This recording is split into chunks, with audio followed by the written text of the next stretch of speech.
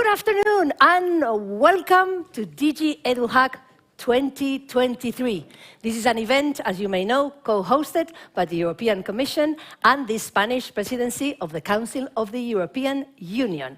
My name is Elena Diez Fuentes, which translated is Helen 10 Fountains, we could say, at least in Instagram.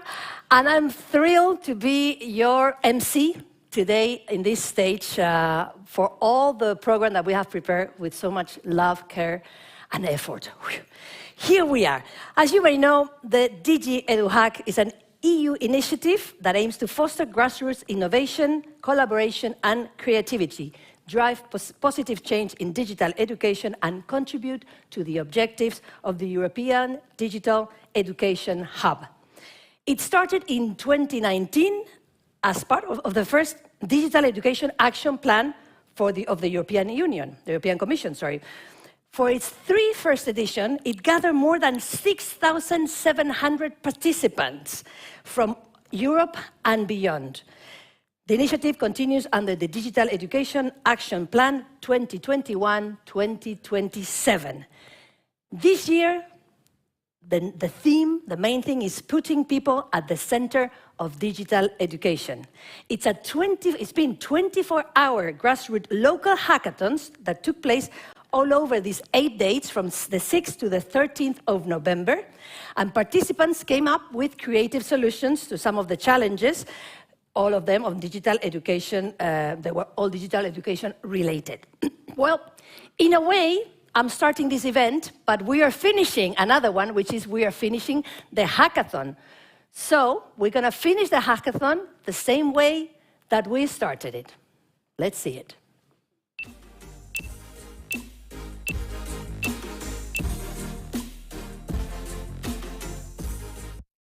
I declare the DigiEduHack hackathon finished officially. It's finished. That's it. Release your pencil. Don't worry. You may be wondering, what about the finalists? What about the winners? In due time. Everything will come in due time. It's officially finished, the DigiEduHack 2023, but this event is officially starting. So let me walk you through the program a bit, so you can what's coming, and you can expect when the coffee break. Which is what most people think in events. But we will start with a top keynote speaker. She will speak about the education transformation and how it will evolve in the future. So she's coming with the glass, how we call it, la bola de cristal, no? The glass ball to tell us about the future of digital education. Then we have two super top roundtables with several speakers from all the walks of the educational field, all the stakeholders. This roundtable will be separated by the coffee break, 15 hours. I'm also saying that to all the people that are joining us from home, from the office. Welcome everybody. Welcome to Madrid, Spain, and welcome to all of you, of course. And so coffee break around 15 hours. Then we have, also we are going to sneak into what happened in the hackathon. We have 4 blocks of, we're going to zoom in. We call it the zoom in into those hackathons around Europe in several countries. We're going to find out what hosts and participants thought about it. So I'll let you know when these blocks or these sections are coming. And finally, we have also the closing remarks from 2 of the representatives of the co-host, the European Commission and the Spanish Presidency of the Council of the European Union. You will be able to participate and interact with us, whether you are here in Madrid, in Spain, or whether you are at home with your coffee, relaxing, maybe in pajamas, who knows, or at the office, hopefully not in pajamas. You can, in several ways. First of all, you can interact asking questions to our panelists, especially the ones here. Unfortunately, the ones from home, I don't think because we're going to raise our hand the traditional way to ask questions. But we have several hashtags where you can exchange your impressions, your suggestions, constructive criticism, not the destructive one, please. So you have DigiEduHack as a hashtag. We have EU Digital Education and hashtag DEAP. But You can also interact with us by giving us some information about you and giving us your opinion. And you may be wondering, how? We're going to tell you in a minute. It's through the Slido questions. I'm sure most of you know how the Slido works. It's very easy. You have a QR you're going to be seeing in a minute. Hopefully, there you go. This is the QR. If you have a phone here in the venue or at home, wherever you are, or in the office, you can either take a picture of the QR and you go straight into the Slido, or you can type www.slido.com with that code. You see that number, 112385-2 in the Slido.com. You get into our Slido questionnaire or quiz, and you can start answering some of the questions. First one is very easy. They're all very easy, to be honest. But first one is, where are you following us from? Especially you at home, in the office, all over the world that couldn't make it to Madrid. Where are you following us from? We'll see before the coffee break. There's going to be a cloud of destinations, so we want to know where people are joining us from, also here in the venue. So feel free to tell us where you are following us from. Very easy. Anybody had any problems? No? Yes? Okay. QR or with the code? Okay. And we have a second question. We're going to see the second question, which is also very easy. This one, it's how did you learn about the DigiEduHack Main Stage Event? You can only answer one of the possible multiple choice answers. So only answer one. How did you learn about the DigiEduHack Main Stage Event? We would like to know also, well, how did you get to know about us?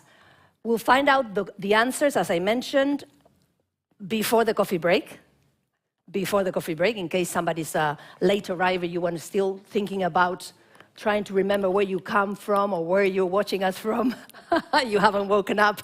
Who knows if you're on the other side of the world. Okay, so the two questions are clear. Everybody's okay? I can still see people taking the cameras out. Okay, take your time. We'll see the answers a little bit later. And before I introduce the super top speaker of the day, well, we'd like to share with you what happened throughout these 8 days of hackathon. And it's a video that is being recorded by hosts and participants, and we would like to share it with you to see some of the moments that they spent together. So let's watch the video.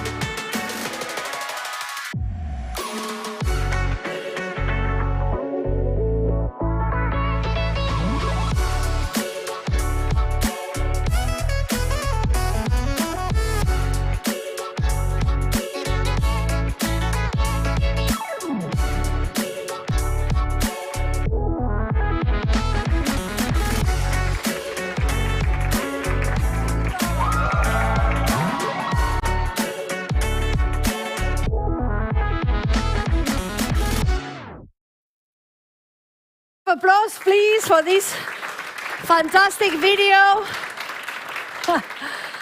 As you can see, it was intense, it was fun, it was, well, there was a lot of learning, and we will see a little bit more of that, what happened in those hackathons a bit later. but I want the t-shirt. Isn't it cool, the red t-shirt? I think we're going to have to join next year's. Okay, well, that's just a sneak preview of what happened during those 8 days of 24 hours hackathons. We'll talk a bit about that later, but now let me introduce our keynote speaker for this event. She is a founder with a purpose. She was once a consultant in PwC, and she was always been an entrepreneur. I think an entrepreneur has it inside since you're born. So you end up being what your body and your mind tells you where to go. So she's always aiming to disrupt the education sector with a new type of learning focused on today's key challenges. She's an EMBA graduate from Argentina's IAE Business School and participated in the eWorks EdTech Accelerator program run by ESADE Business School's ESADE's Entrepreneurship Institute. She's found the EdTech startup, Kimpo, you probably know it, back in 2018, and it's an impact-driven business. Well, today, she's going to tell us about that, but she's also going to share with us her thoughts on why educational transformation has become such an urgent matter in recent times, and how does she believe it will evolve in the future. So she's bringing the crystal ball. Let's please welcome Pina De Paz. Pina, welcome.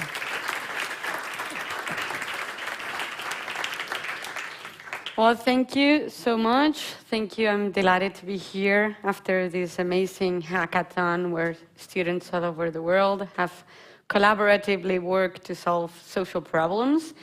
I always say that startups are nothing more than hackathons sustained over the time, where we try to solve problems, where creating new models, where innovation, teamwork, and iteracy is key now. So I'm glad to be here. Sorry, where should I point? Point everywhere. Something will happen eventually. Is it okay with her presentation? Just keep pointing. There you go. Oh my God. I think we've overdone it. Yeah. Hold on. Let's go back. Okay. Now, thank you. Let's start over. So thank you again. I'll tell you a little bit about what we do. As Elena said, we support the schools in their pedagogical transformation so that they are more aligned, so we can align what we learn in the school to today's social, economic, environmental, political issues. I will tell you a little bit more afterwards. One of the mottos of this keynote, they told me, please be specific. Don't talk about abstract pedagogical concepts. And first thing I want to say is that pedagogy and abstraction should never be part of the same phrase and idea. No? Pedagogy is born from schools, is born from classrooms, is born from teachers, from students, and from society. And one of the European Union's, as the European Union stands, I want to start this speech by opening the debate. You know, I believe that us as a society should be all part of the debate of the education. You know, because at the end, we all have been in touch with education many years, and education is the aim of our society. You know? So I would like to start asking you a couple of questions, if you can privately and silently think about them, as we cannot open the debate. But first of all, I wanted to ask you, why do you consider important to go to school? This is a question that we usually make to directors at schools, students, families, some policymakers here. And the answers are related to, it is important to go to school because we need to socialize, because we need to get in touch or to understand other realities, because we need to learn about effort or constancy. Normally, we don't see we need to go to school to learn about the rivers in Europe. I'm not saying that is not important. I am not saying that. That is important, but if we connect to the real importance of a school, we talk about skills, and we talk about building a mindset so we can face the challenges of the future. Let me know your thoughts at the coffee break. And the second one aligned to this is, if you could choose something to learn in a school today, what would it be? We asked this also to many people, and mainly students, and normally they talk about emotional learning, they talk about digital literacy, they talk about oracy, debate, entrepreneuring. So also new concepts related to what's happening outside of the world.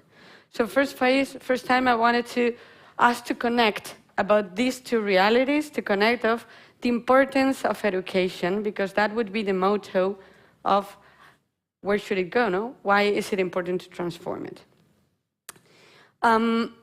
Miguel Zavala, in his latest book, says that if there is something about educating and training, is that they are processes that necessarily look to the future. Absolutely. No? We educate to face future challenges and present challenges. So if we think about the future, we definitely think about AI, Internet of Things, blockchain, space travel, machines, robots, etc. But not only that. We also think about social mobilization. We also think about carbon zero. We also think about a space where we could balance, or we can balance, economic development and environment sustainability. We think about the era of this genetic, social, and labor revolution. So technology and society, we think of both sides of the coin when thinking about the future. And the thing is that it is deeply connected. No, society and technology, they don't walk on different paths, but they should walk on the same one, and they should connect. So first thing is that technology is absolute if we do it correctly and we do it right at a school, in families, in society, is the best ally to scale high-impact solutions. And we've just seen it at this hackathon, no? Where we gave students social problems and they've used technology to scale solutions. So it's greatest ally.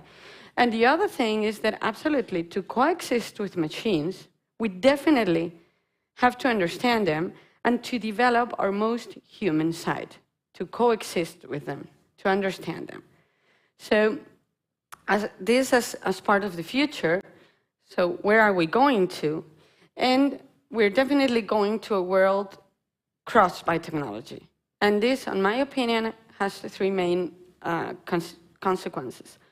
First, a world crossed by technology is a world without borders, where anybody, any young people in any place of the world can generate a huge impact or a huge change, whether bad or good. But if we do it correctly, it will most surely be good. No? The second one is that it's a world in constant change. No? We have been born in a world where we learn, we work, and then we go to retirement. Nowadays, the actual world, we will be constantly moving from learning, working, having some spare time, then going back to learn, upskilling, learning new areas, etc. So this will be constant learning. No? A constant change moves us to a constant learning. And the third one is that it is a world that allows us to generate an inconceivable impact. Technology might be the best ally to reduce the gap and to give opportunities to everyone, no matter where they are born. So, definitely, educational transformation has become such an urgent matter in these times. Definitely, why? Well, the advance of artificial intelligence in classroom will be unstoppable, as its use by the students and its use by society will be unstoppable. Therefore, we have to use these technologies absolutely with a critical, reflective, and ethical sense. That is part of what we need to do in education. This will inexorably invite us to be increasingly more human, to develop our social and creative capacities. As I said before, to coexist with machines, we have to develop our most human side. And that must be the root of the educational transformation. This should guide the transformation, okay? So, definitely at this time, if we teach the same way, school will end up being irrelevant. If we teach to answer questions, we will have no space in the future. We will have to teach to make good questions and to constantly ask ourselves questions and constantly ask the society questions and not to answer them. So, in this, therefore, how does, in my opinion, education need to evolve? Well, first of all, we need to update what we learn at school. When we go to schools, we talk to many, well, mostly to students, and we find themselves frustrated because they don't find a direct usage of what they learn day to day at a school and what they face outside of a school, or what their main concerns that they have outside of school. So they don't find connection, and that frustrates them. So they are worried about what will be the jobs of the future in an AI world? Absolutely. How to reduce their environmental impact. They are also worried about their mental health issues. They are also worried about how to not to get too much vinculation to technology, etc.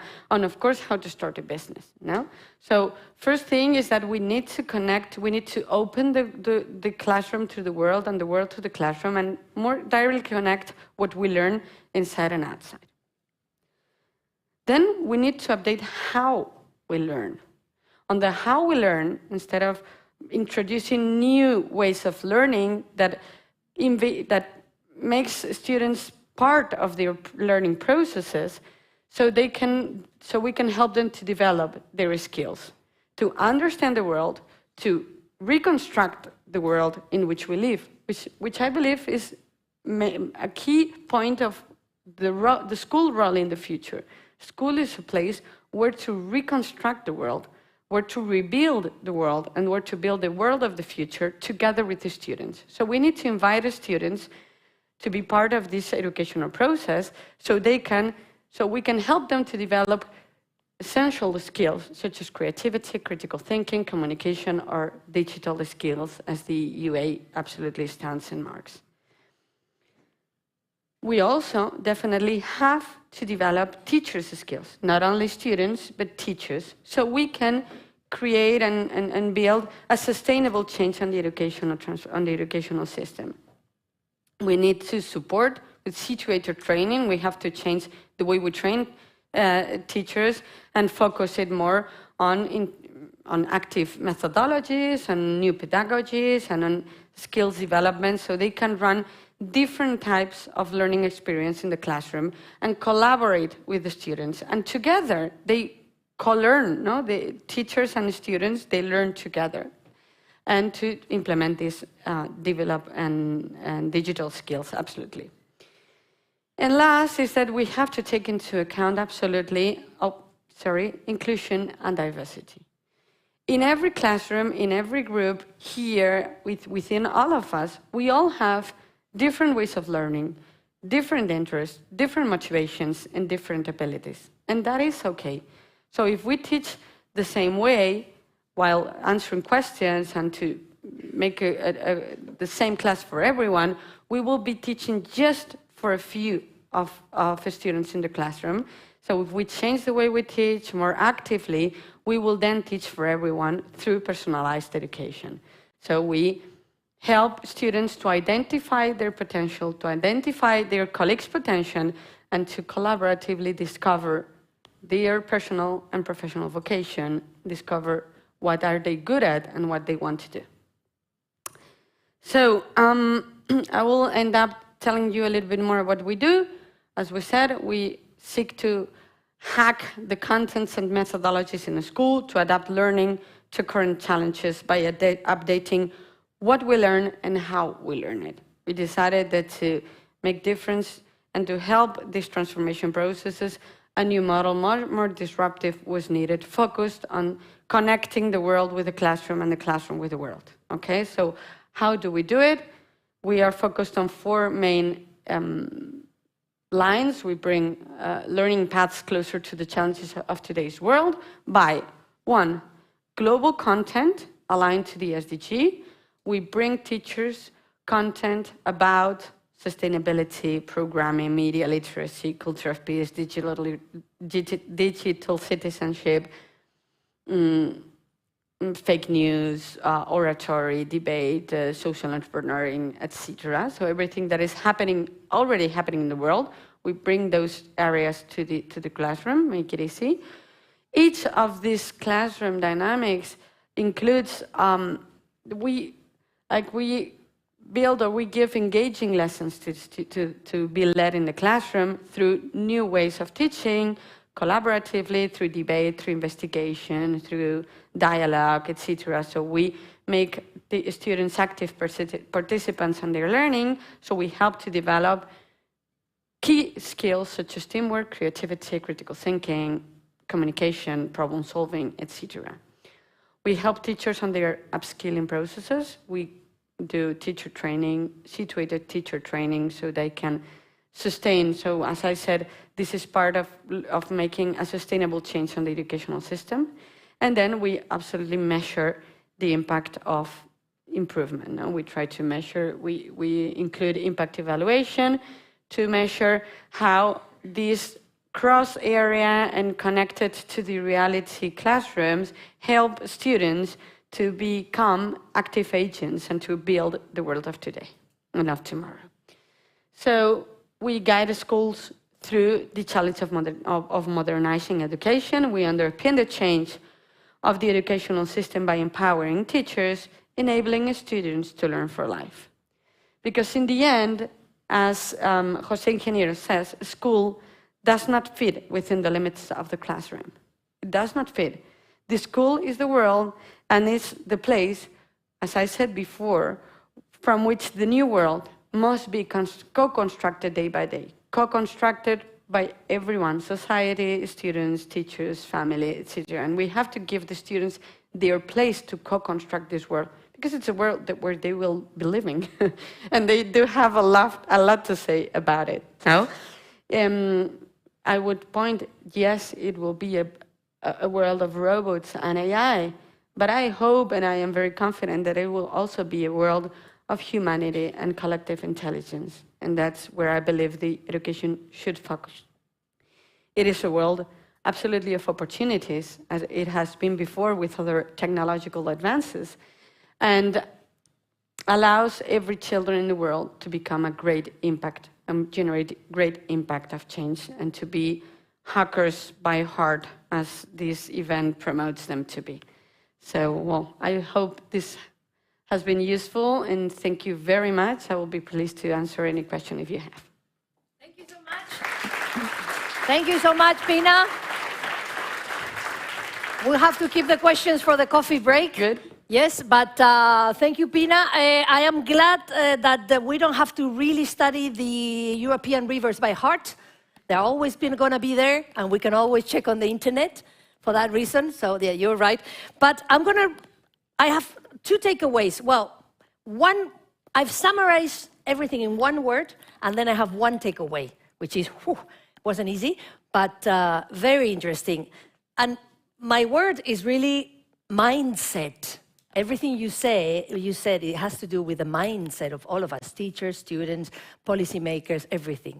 We have to change. You say we have to change the way we learn. We have to change the way what we learn. It's a lot of work. A lot of work, Julio. ¿Verdad? Yeah, we'll talk with him in a minute. But also, I guess the game changers are developing the teachers and the students' social skills. That's why we're going to talk about skills. And the creativity, of course, and at the same time, use technology to make that impact, scale much bigger, which is what Kimpel does. So thank you so much for that. And now, yes, we're going to pass in a minute to speak to Julio. He's getting ready to give us all the answers to all the questions. But as I said, we are going to travel. We're going to travel from our seats, from the office, from here, from the venue. We're going to travel around the world through that Zoom. We're going to zoom in some of the moments of the hackathon and also some of the testimonials of some of the participants and the hosts. They want to share with us what they felt, how they enjoyed it. So let's travel now around the world with this first zooming into what's been the hackathon in this edition. Let's see it. Hi there, my name is Jan Rehac from Tecnológico de Monterrey, Campus Querétaro, and we are very happy to have hosted the DigiEduHack EdTech de Monterrey at 4 campuses. And it's a great opportunity for our students to participate, to create and develop their competencies in both hacking and entrepreneurial skills and developing these fantastic solutions for the future of education. So thank you very much for giving us the opportunity. It's been a wonderful experience. También el ambiente es muy ameno, la forma en la que nos explican las cosas me agrada, además de que la dinámica es muy flexible y siento que se ayuda mucho a que podamos desarrollar chido nuestras ideas y todo. En general me está gustando y considero que sí estamos aprendiendo varias cosas muy útiles, no solo para este hackathon, sino en general para otros proyectos que queramos desarrollar. No estábamos enterados muy bien de cómo funcionaba esto, pero la verdad es que la dinámica está muy padre, te enseñan a hacer muchas cosas pues de emprendimiento y también sobre cómo solucionar los problemas que pues, o sea, puedes que tengas una idea, pero te enseñan a desarrollarla bien, a poner las bases para que en realidad tu idea funcione y no se vaya a la vez. We are DTeach, and I am Lieselot de Klerk, the proud founding director of DTeach, under TE presence of my virtual avatar, powered with AI. Artificial intelligence, AI, in education is not just a game changer, it's a true revolution. It is reshaping the very foundations of how we teach and learn. The projects are amazing and very diverse. Congratulations to each team. We look forward to seeing you soon for our next DigiEduHack.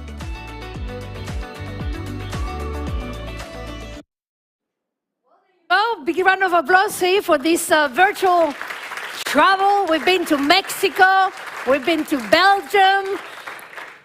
Maybe people from Mexico or Belgium are watching us, so padrísimo, I love it. La dinámica es padre. You know, the dynamic is padre, it's top, I love it. Kisses to all the Mexicans and all the Belgians following and everybody. We will travel later a few more times, so we will enjoy what the participants and the hosts have gone through, some of their impressions. But now we're going to jump into our first panel. The panel we've entitled it, Putting People at the Center of Digital Education. Of course, this is this year's theme, and we're going to specifically focus on digital skills development. In a way, what Pina was mentioning, the importance of skills.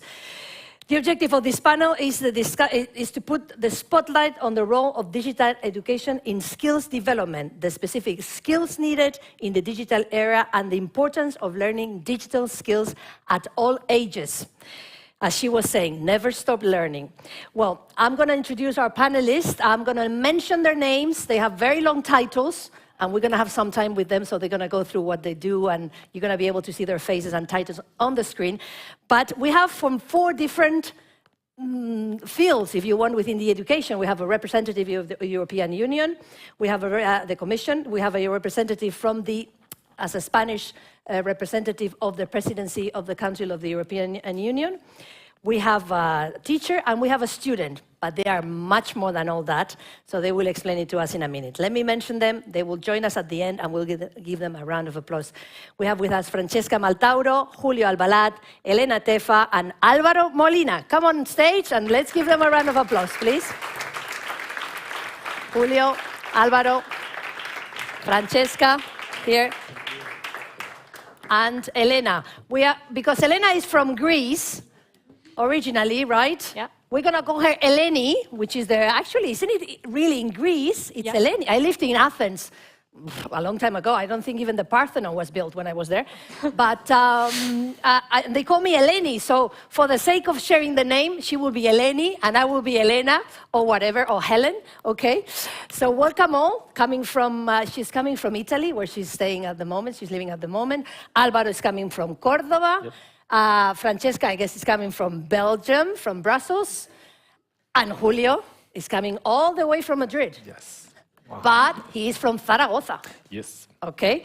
But let's get to know them a bit better before we jump into the questions. So please, Francesca, tell us a bit more about your job at the Unit Digital Education and in Brussels. What's going on? So I'm Francesca Maltauro. Thank you for the presentation. I'm really happy to be here. Thank you to the Spanish Presidency for co-hosting. I come from Brussels, indeed. I work at the Digital Education Unit in the Directorate General for Education, Culture, Youth and Sport. So it's a kind, I would say, like in a ministry working with these policies, right? So the Directorate General deals with all these policies, and more specifically, we have this unit dealing with digital education. So that's where I am.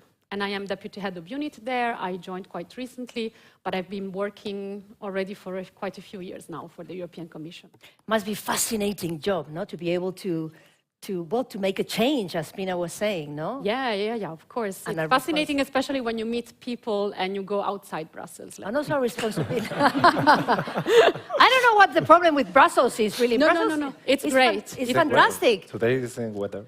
It's fantastic. It's fun, especially if you are the stagiaire in the European Commission. No, it is. But after 10 years, I'm happy to, also... It's lovely. It's lovely. Especially the moule frites is the only place in the world you can eat mussels and chips. It's fantastic. So, Julio, tell us a bit more about you and your job, related to the Ministry of Education, of course. Yes, of course. I'm the director of FinTech. FinTech is the unit dedicated to coordinate the elements about teacher training and also digitalization with the National Institute for Educational Technologies and Teacher Training. For us, it's so interesting because we don't have, as you know, we have in Spain, the competence of the education is in the hands of the autonomous communities, the regions in Spain. So we have this job of coordinate all about digitalization and teacher training to the rest of the teachers in Spain.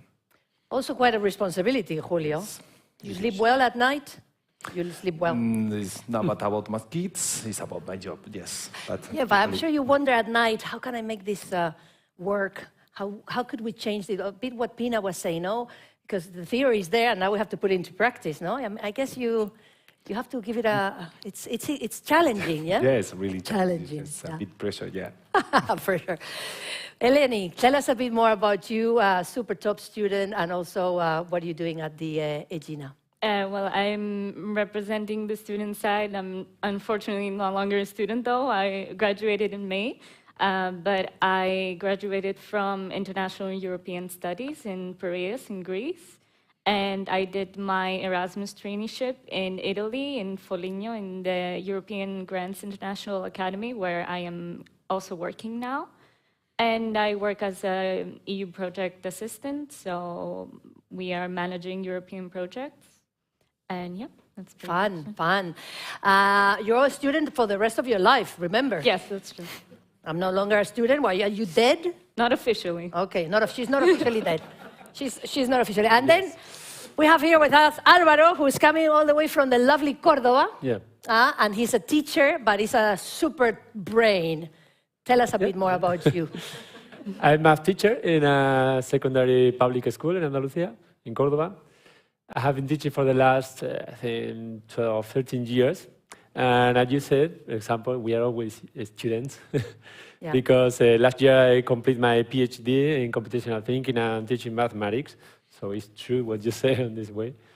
And now I always involved in this kind of topics. For example, the last month I have been involved in teaching internet activities about computational thinking. Wow. But not with technology, but with unplugged activities, because we consider that it's really important to include and develop these skills with, for example, logical problems before to start working with coding, maybe with Scratch or with coding like Python. I think these previous activities are really important. But also I have been involved in training activities with technology, preparing, for example, learning scenarios for including the artificial intelligence in the classroom, and relating the topic on this way. I wonder if your answer to Pina's question on what would you choose to study, I was thinking coding, please, maths, technology, you know. I wonder if that was your question, or the audience, or the people at home and at the office all over the world, if they were wondering, this is what they would have chosen, not to that question that Pina posed. I think it's super important. Let's jump into the questions. We have a few questions for each one of them, then a couple of questions for them to share or to discuss together. But we hope to receive some of your questions here in the audience. So please make sure you write them, or you don't forget, and then you just leave your hand Will they pass you a microphone at the end of the round table? If you're too shy, you know what, you can pass it to me in a little piece of paper. I'll be happy to read it. Okay, so feel free to give it a chance. Let's start with Julio. We can start with Julio, and as we were mentioning, I was born before the Acropolis was built, so things have changed a bit in education, especially for teachers. Most of the teachers, well, Alvaro is a very young one, but still, what they were taught when they were students is different to what things are, things now. In this sense, how can education already stay ahead of the needs? How do you do that? Is again the crystal ball, in a way, of the learners and to be up to date to the technological trends. It seems like the technology is always running faster than us. And what are the priorities in Spain when it comes to digital education? Yes, about the first one, I'm the director of the Intel, but yet also a teacher, a geographic teacher, so let's talk later about the rivers of Europe, but now we are focused on the idea. We know that our students, they have born in a digital world, and they will live in more digitalized world. And most of us, we are born in not digital world. So we need to understand that one of our jobs is to help them to develop their life in this reality. So we need to know how it works. This is one of the most essential ideas. They are going to fight, they are going to move in a world that they need to know the risks, they need to know the advantages, that we need to know the challenges that the digitalization offers. So the teachers need to be there to help them. And the way to do that, I think, is training. For us, it's so essential, so important, the training of the teachers. So, and this is one of the second question you said, one is the priorities of Spain. We are talking about a plan of digitalization and digital competence of the educational system. It has 4 lines, and the essential one is the digital competence. For digital competence understood as the different point of views. One of is students, as we said. One of the jobs of the education is to teach the future citizens, so they need to have this competence about how to relate with the digital technologies. But for that, we need the teachers. This digital competence of the teachers is essential for us. We have created a framework of digital competence for teachers with the autonomous communities, with the regions. And for us, this is the way to teach, how a teacher can improve his digital competencies, this framework, the reference. And also students is also the teachers, but for us it's essential the schools. We can have the digital competence schools, so to create this great unit of work. And this is one of the priorities, but the other one is more material, is digitalization. We need schools with connectivity, we need schools with equipment, we need students with this device. And one of the elements that we can offer to the students and the teachers is the resources. We are going to fight to support the idea of digital open resources, to adapt it to the teachers, to the rest of the students, and these kind of things. And the last priority for us is the step forward, artificial intelligence, computational thinking, and Alvaro said, and the idea to try to move forward to the digitalization in education. But I guess from these priorities you mentioned, the easy, we can say one is easier than the others, allow me.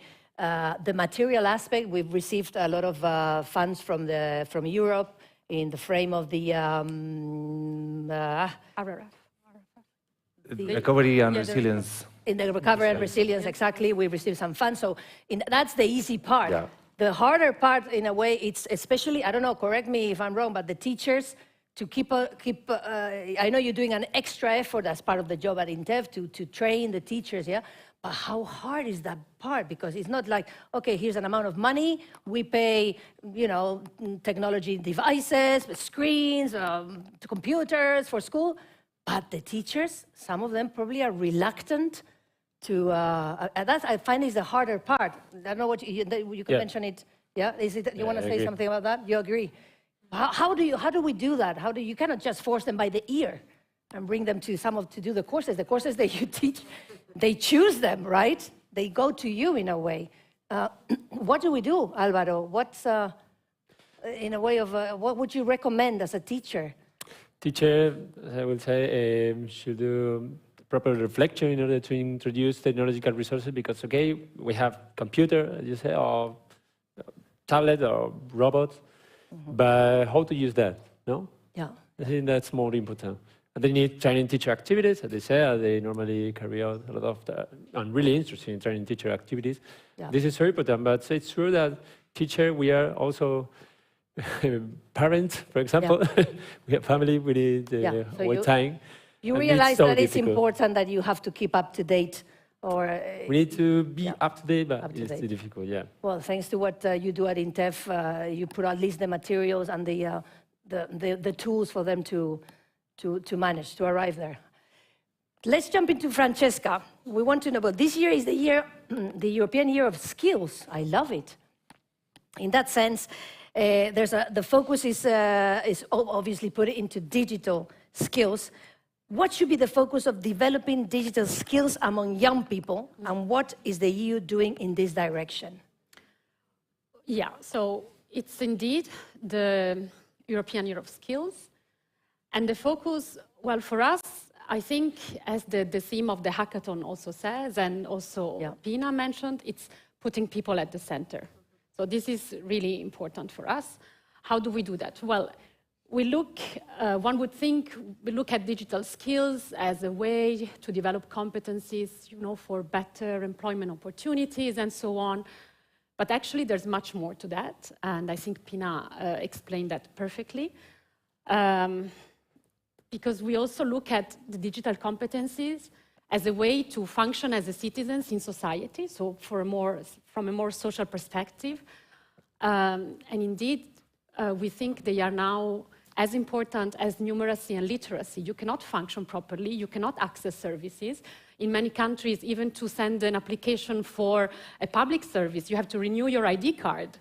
And you need to do it online to take the appointment.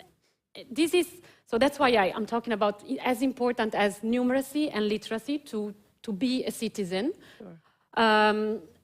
And it's more telling if we think that 44%, according to the statistics, 44% of people lack these basic digital skills. It means these are people who need support when they have to apply for renewal of the card, of the ID card. Another example, in Brussels, there are no ATMs anymore. So if you cannot use your banking app, you have to walk very far to find an ATM, you know? So you need support if you cannot even take the money from the ATM. Even simple banking operation now, they are done through apps. So this is one of the things that I would like to stress. Okay, digital skills, employment, the future, but also the social aspect. When we look about this other aspect, more economic and employment and so on, what do we see? We see that in the future, already very soon, or probably already now 9 out of 10 jobs require digital skills, and that more than 1/3 of the labor force does not have these basic digital skills. And when we talk about more advanced skills, one of the objectives of the digital decade was to have 20 million ICT specialists by 2030, and we are far away from that objective, only 9 million ICT specialists. Presence of women, very low. 1 out of 5 is in the field. So, you know, those are all the gaps that we are trying to bridge. How do we do that? We have in the Commission 2 main instruments, is policy work, a lot of dialogue with the member states, a lot of expert group and counseling, and then we try to disseminate, to work together and find the solutions, to talk to the experts like you. And then funding. We have our main tool, everybody has heard of it, Erasmus+. This is the main tool that we have in our Directorate General. I have explained to you, so we work in this Directorate General, we have this tool, but there are many others in the Commission. With Erasmus+, we can do wonderful things. We can fund the mobility of students, a lot of projects. And in the new program that has started a few years ago, because the programs have a life cycle, okay? In this present life cycle, digital is one of the horizontal priorities. So it is mentioned as one of the priorities of the program. It means that we can fund actions that have a digital focus. For instance, I give you one example. It's called Digital Opportunity Traineeships. Students go abroad. As you know, the concept of the Erasmus program, you go abroad, but you do a traineeship in a company where you can refine, improve your digital skills. So we have funds to fund these kinds of actions. And then, of course, we have our policy work. In particular, in a couple of weeks, we will adopt 2 council recommendations. So also thanks to the work and cooperation with the Spanish Presidency, who helped us negotiate these recommendations. And one is on what you call the digitalization process. So it's the digital ecosystem, improving all the conditions that then help the rest, what we were saying, developing the skills. So these are the second recommendation is precisely on the skills, how to improve the provision of digital skills in schools, going from very early education and care, starting there, until up to universities. And of course, every section of this education path has different objectives and different priorities, but okay, this is the idea. This is what we are doing. Not bad, not bad. Quite a lot of work, but we are lucky to have Erasmus Plus trainee. So she's going to tell us from her experience, how was your digital skills approach or education? Well, how did you experience it? And are we doing things right? Would you, now that Francesca is here and Julio, do you want to suggest any changes or anything you might, from your experience as a student, Erasmus Plus trainee, how did you leave all this priority on digital skills? It's my time to point fingers, just so you know. Yeah. No, constructive criticism. Yeah. I have had the luck of having 2 experiences, so both the Greek one and the Italian one. Yeah. The Greek one was on the side of education, so while I was in university, I was part of the generation that wasn't exactly born with a phone in hand, but had to learn all these new technologies exactly as they were developing. So in university, we were not inherently full of digital aspects to things. So just your typical e-class, your digital files, but not really anything to any significant extent.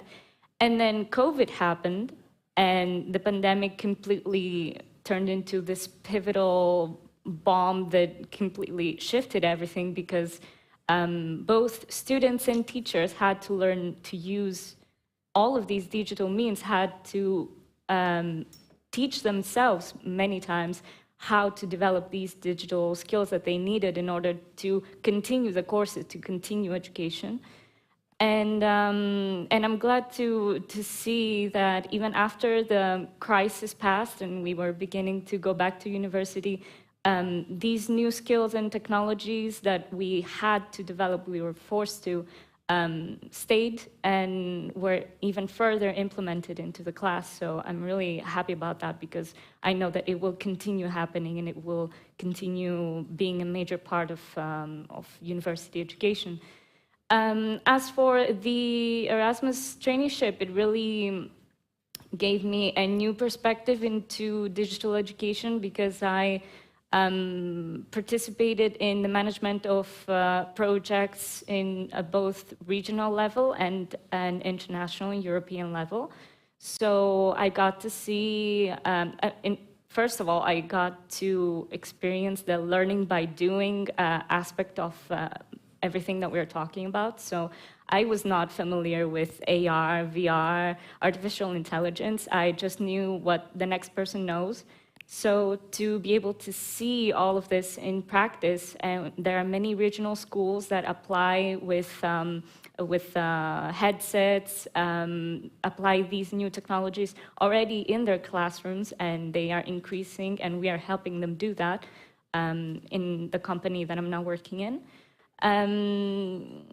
So I guess the digital aspect of the Erasmus traineeship itself was that it led me into learning by doing myself. So it also led me to cultivate those skills into the long term.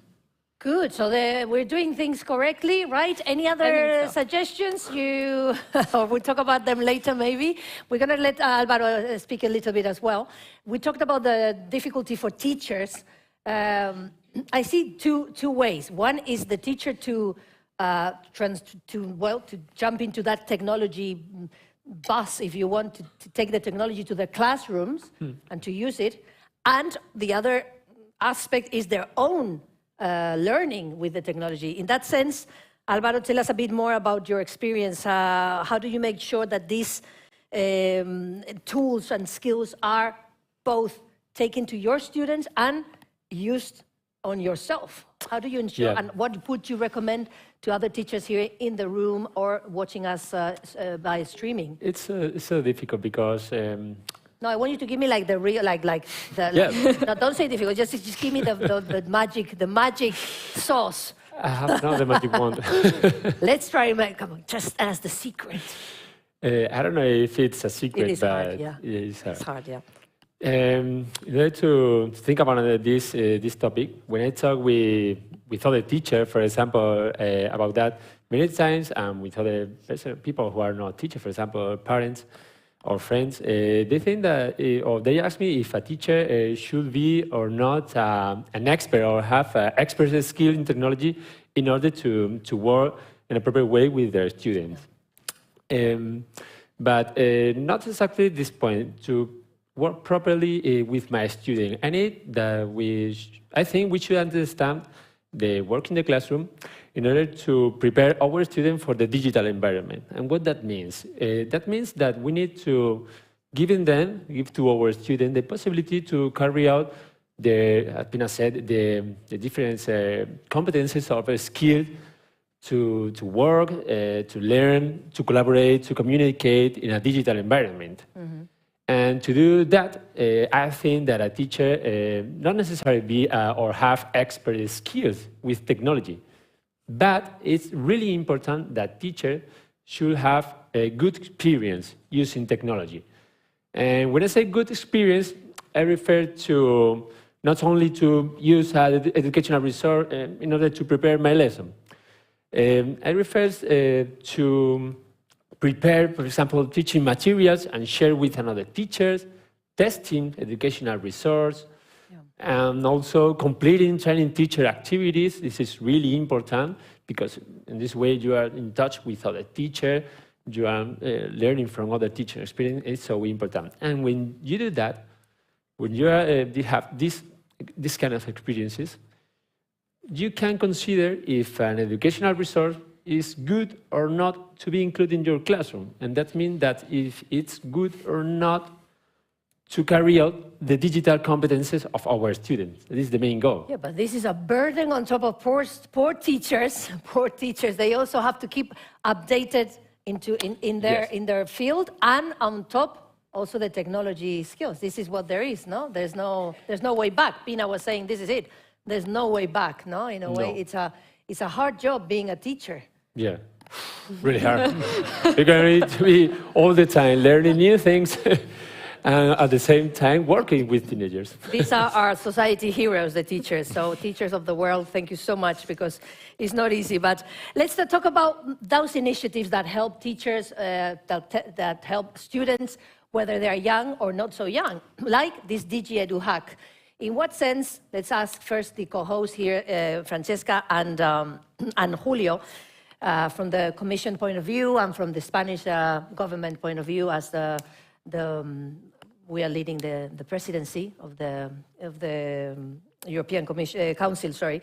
So, how do you think these initiatives, as a DigiEduHack, help into this, achieving these goals, these priorities you both have independently and together? How do you see this DigiEduHack helping or not, or any ideas or any suggestions for future editions? Francesca. Yes.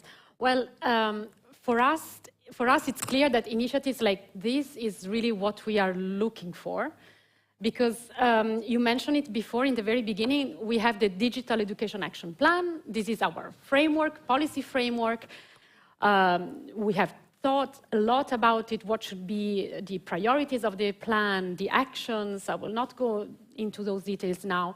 But then we need initiatives that put this into practice. Yeah. And I think the hackathon is one of those initiatives that really support and complement also the policy work and the objectives of the Digital Education Action Plan on the one hand. And on the other hand, they also give us ideas. They give us a direction. Of course. From what we see there, first of all, of course, the solutions that the groups will come up with, but also the teams, but also the challenges that they have chosen. Of course. They tell us where the focus should be, what the direction of our policy work should go, because they tell us where the problems lies. It's for us a kind of a reality check, like work on the ground that we need to see, that we need to understand. So for us, it's super important. This is one of the European Commission flagship initiatives for innovation, user-driven innovation. And I think the link between this and our policy work is really what we are looking for. Yeah. Fantastic. I love the reality check, because sometimes we are thinking we're doing. And I'm sure you've experienced now that you're working with European projects, being a student as well and a trainee in Erasmus+, that now you're seeing the other side of the table, that sometimes you can get too, carried away by what you think it should be done. And then these people, these young teams come along and they tell you, hey, sorry, but we are interested in this. This is what's happening. So I guess it's a win-win. That's the whole point. It's a win-win for organizers, for the groups, for the teams. We were listening to some of their testimonies, but also for the organizers. That's the whole point, yeah? Do you agree? Yeah. What else do you think you can get out of it? I agree with Francesca. The idea of putting in practice the competence of the students. You are telling them and then can use that you are trying to teach them, and they are putting in practice, and they are breaking the walls of the schools. They are opening their minds. They are opening with the rest of the world. And for us, I think it's essential. The idea is not just education, is not just digitalization, is also making Europe. The idea you can share with the rest of students that they are on your age and get in Italy, getting in Greece. You're creating that community. Pina was mentioning the importance of why do we go to school? A lot of people might first think we go to learn, and she said we are going to create community is more. Allow me, if I can say, also to learn, the teachers in here, but some of the important, because there's also, you could teach people at home, but we try to send the people to schools because there's that social component, that element of sharing, and Europe is a fantastic, Europe and the world, Look at Eleni. I mean, she's from Greece, she's living in Italy, the world is her oyster. She could go anywhere she wants. I mean, her or any one of us, obviously. But she has more chances, I guess, in that sense, because she started from a higher... That's great. What about from the side of the participants? Álvaro, Eleni, what do you think? How useful would this be for students? Why would you recommend, or you, Álvaro, students to participate in a hackathon like this? What do you think they're getting out from the point of view of the participants?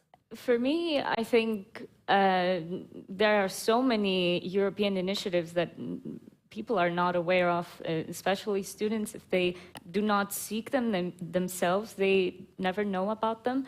And this is one great example of an initiative that can definitely bring together ideas and people and create these bonds and connections between students, create like hubs of thinking and this collaborative brainstorming. The whole idea is just so fascinating. I want to participate now.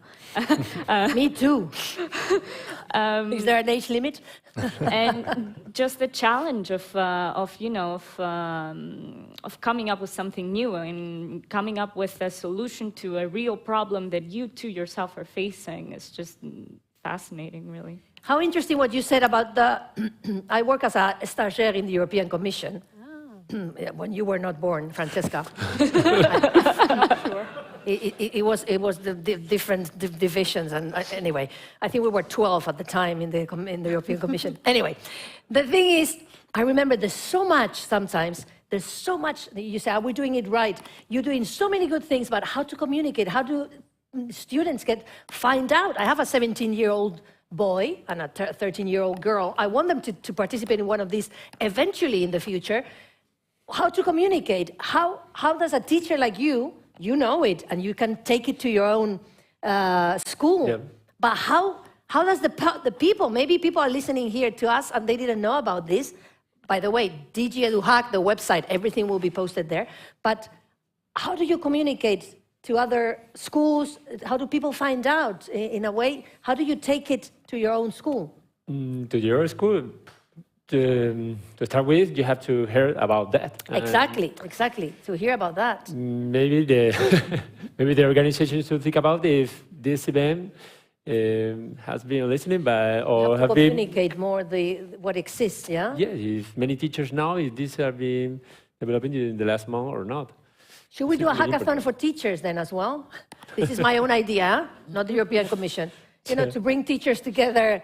And to give them ideas to challenge them. And Julio was using that word challenging. They challenge us and you challenge them in a way, yeah? But I see that not only with this event, most of the time, many teachers didn't know another European initiative or another European groups or projects. Most of teachers know e-twinning, for example, really popular. But another project are not really popular and are also really interesting, provide to teacher a lot of resources, experiences, and I think we should think about the channels of the communication in order to bring the opportunities for more teachers. European Commission has so much information online. Yeah. Sometimes because it's so difficult. I'm involved in this kind of activity, so I heard a lot of initiatives, but maybe through most of EdTech and the Ministry of Education, you have to distribute that information that's coming from Brussels to the community. How do you do that? Yeah, we try to. You try. Okay. I don't want to say that they are doing wrong. No. Okay. They're doing very well, but sometimes it's difficult to. That happens in all businesses. Sometimes you're doing your own thing, and it's important to communicate so people find out. Now that we've seen it, Eleni's seen it. I've seen it. I don't know if I can do it, but I think for my kids, for the school where they study, I want to take the initiative. So I'll send them the website as a start. Yeah, Julio, your job is also a communicator of passing all this information from the Commission to all the... Yeah, we also, the unit that are representation of e-twinning in Spain, and this is the collaboration with Brussels and the rest of the regions in Spain, so we try to disseminate all this kind of information. But I'm also, as Alvaro said, that as a teacher, you receive a lot of huge amount of info, and not about just the European Commission, also about your region, also about the ministry. Yeah, exactly. Sometimes it's difficult to try to select this. We can always call INTEF and ask for advice, yeah, and to help us with. Yes, Julio, your inbox is going to be full. It's the time we were all waiting for. Yes, it's the time we were all waiting for, which is question time. We have a very, very bright audience. I can see it here. Don't panic, because I am audience as well. So I know how you feel. Oh, I don't want to break the ice. So I'm going to help you. I brought some interesting questions. I wanted to bring a more Spanish hat, but let's say this is an homage to Magritte, the Belgian artist, okay? So we have some questions here in the hat. You can make your own if you want. Just raise your hand. You look very clever, all of it, but some of them might be a bit shy or don't want to be the first one. I'm going to help you. Just choose a question and read it. Venga. ¿Quién se anima? Who wants to? Come on, this is very easy. Venga. We need a microphone here, and then you can follow with your own questions. Okay, get a question from the hat. I don't need it, thank you. Oh, excellent. There we go. I'm going to take the risk. Excellent. Go ahead. Great. Okay. Yes, first of all, I would like to thank you all, because for your opinion on the way that you're speaking is... Thank you very much, okay? One of the questions that I would like to ask has to do with the teacher, because part of the teachers, some of them, they are quite afraid of new technologies. Yeah, exactly. And how do you find out which way is the best way to approach these kind of people that they work a lot, but they are scared. They're scared that they're going to be in the classroom, and students, they are going to know more than they do. Ah, very good question. Let's ask the teachers here, Julio or Alvaro. How do you... For us, I've been told before, we have this framework about digital competence for teachers, and it's divided, like, we are based on I point Francesca because the basic element is the European framework about DigiEdu, and we create this adapted to the Spanish reality, and we have different levels, and in these levels, you have your way to increase your competence. I mean, we have an A1, and this A1 is the basic element that you have to know. How to increase this knowledge is not knowledge, how to increase this competence. Basically on this framework, you can be taught increasing from the different levels. But the reality, I don't think you need to be great, you don't need to have a great knowledge about technology. It's more about competence, it's more about methodology, it's not about how to help yourself as a teacher using this digitalization.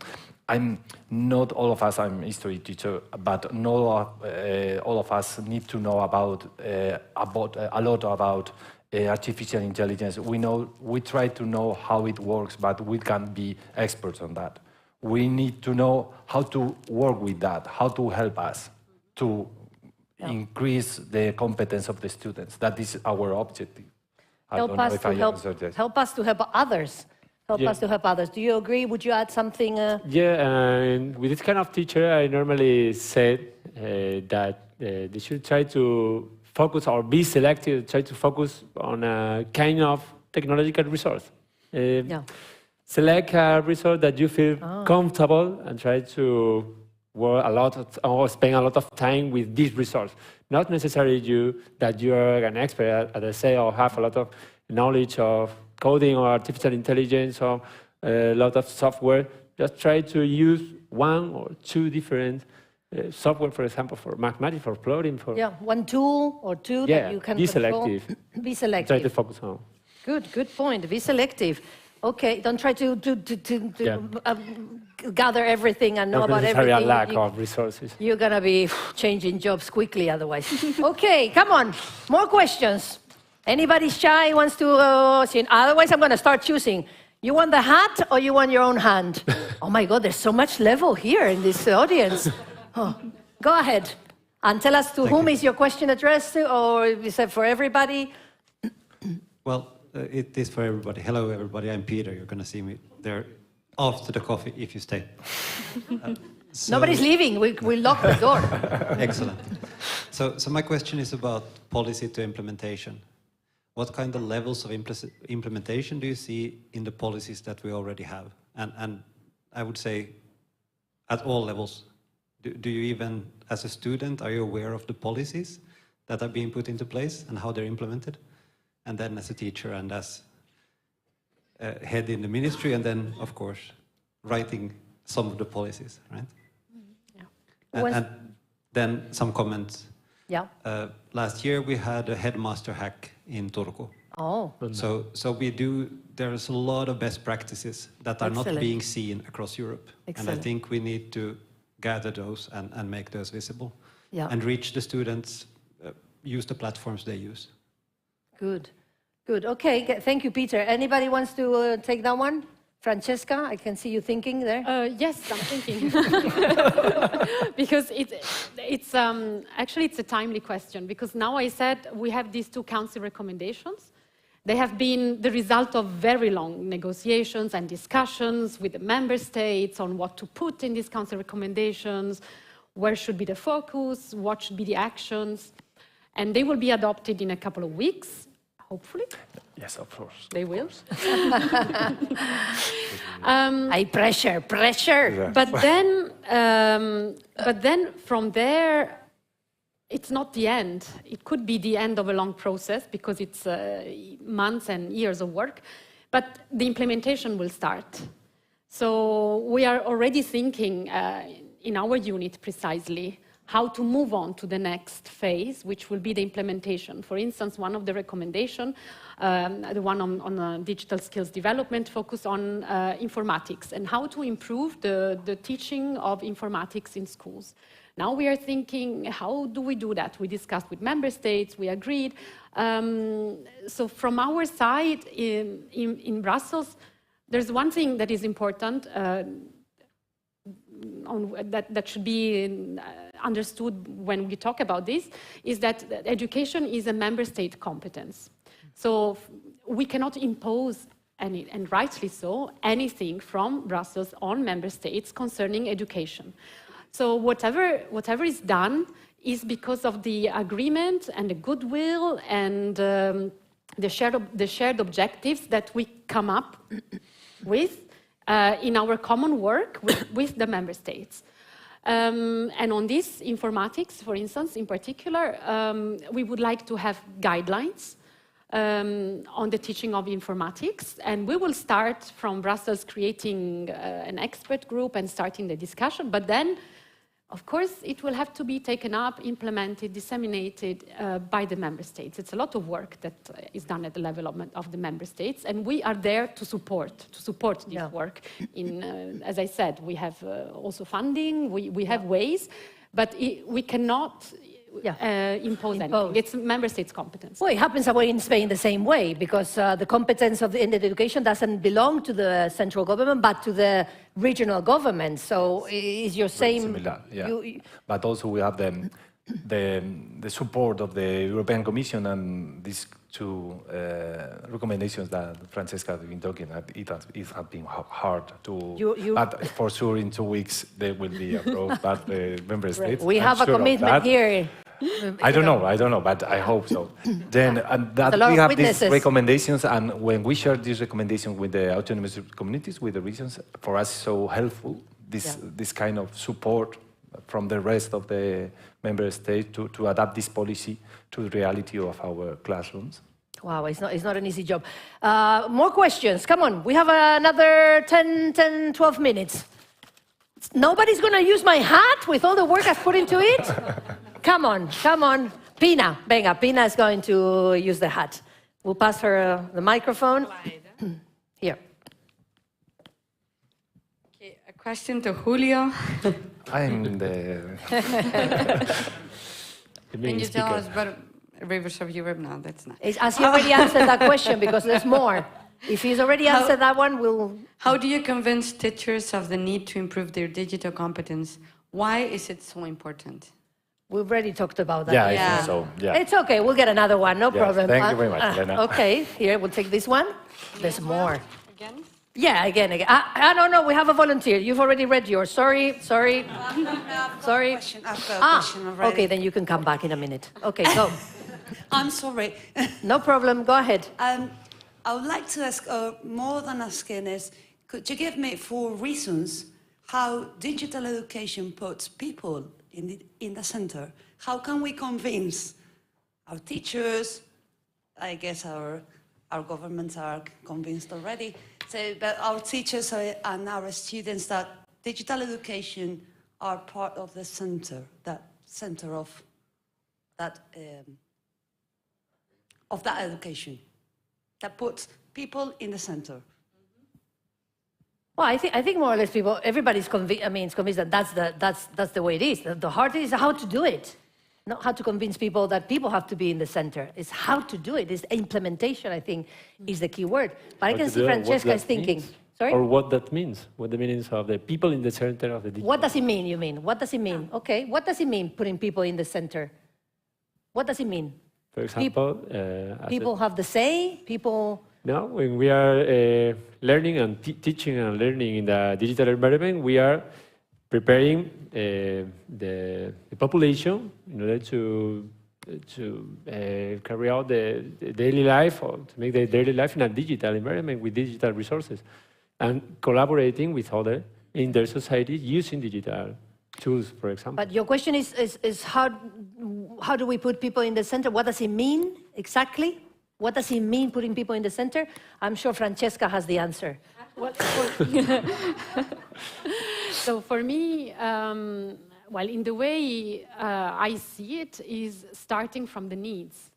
Starting from the people's needs and asking the questions. I think you were also saying it during your presentation. So what do you want? What do you expect? What do you need? Or starting from the frustration that school doesn't respond to what you see outside school. I mean, I don't say that this exists everywhere, this is the main issue, but it was mentioned before. So starting from the, let's say, a challenge, what we do here in the Digital Education Hackathon. We start from a challenge. The challenge comes from the people, and we reply to that. Is that famous word we all use in a way we hate already, which is empowering.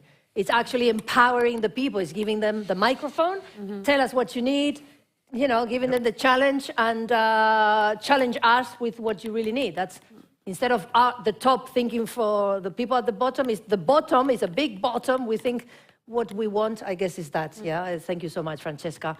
That was a good answer. I think we answered your question. That was a good question as well. Yeah, because sometimes we have to start from the beginning, you know. Teachers know we have to read the question well before we give them the answer. It's the key to pass exams. Yeah, especially maths. Yeah. I'm always telling my kids, read the question well, read the question well. Well, that's it. Any more questions? We have another 5 minutes, 10 minutes. Se me caen las preguntas. Come on, come on. You want hat or you want your own? Oh my God, had I known, I would have, you know. There you go. Hi, good afternoon. Thank you for everything you're saying and sharing with us. I would like to ask you, there's an alarming news saying that China, United States are fast facing AI. What about Europe? While Europe is slow, we are not replying to the challenge.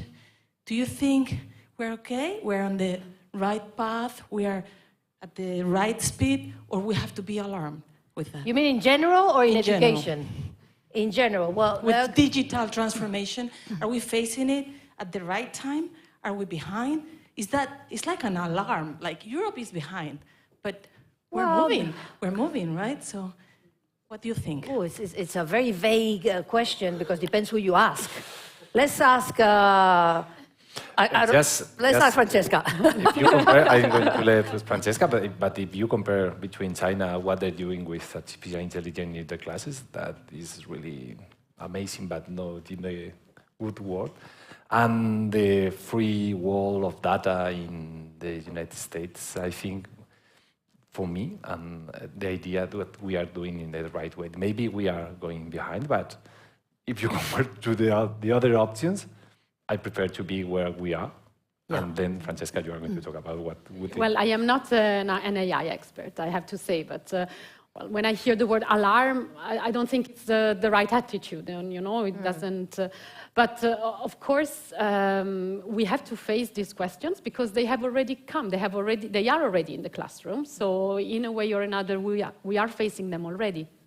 So are we facing them correctly? Are teachers dealing with this correctly? Because students already are in a way or another. So do they need more guidance? Are we just observing? Are we taking action? This, I think, should be the attitude. And then with technology development, well, there are things in AI that are done in Europe. It's not that, but Europe, at the level, for instance, of the European Union, it's a very complex system. So even to come up with some legislation, for instance, you know, it's a long negotiation process. So it could give the impression that it is slower than in other places, but it's because there is a lot of discussion and negotiation behind. So I think in a way it's also the right approach to take into account the diversity of the continent we live in, and also the discussions and let's say very open and democratic approach we have when we take and discuss all these things, taking into account the views of everybody, which may come from opposite perspectives. So, in this sense. Yeah, also the regulation that Francesca mentioned, I mean, Europe might be slower because we'd have to take a regulation into account, which at the end is we all gonna have to take regulation into account. So we're doing the things the right way. We cannot just jump the fence with, you know, not knowing what's on the other side. So I guess Europe is very cautious in that sense because it's doing the right thing, think regulation has to be there at some point. So, yes. Question, yeah, question over there. And I also want to ask the young generation here, the first row, and millennials and Gen Z somewhere there. You know who you are. We have Eleni here with all the experience. She's what to do and not to do in Europe. Take advantage to ask her now, okay? So yes, we have one question at the back, and then we go to Pina. Okay. So there's one question, this, at the back. So thank you for sharing your thoughts. My question is referring the families and the extensive educational community, because when we face the digitalization of the schools and the high schools and also the university, etc., wow, at least here in Spain we are facing a kind of opposition between the parents that perceives that the bad use of the devices can open a drama in the houses and also in the schools, not only with artificial intelligence, but the bad use of the technology. So I don't know if in other parts of Europe you are facing the same situation, and if you have, as policymakers, a recommendation for the educational community about that. Thank you. I think for you. Yeah. Well, of course, the problem of assessing screen time and quality time of young people, especially protecting young people from potential harm coming from their presence online, is a concern everywhere.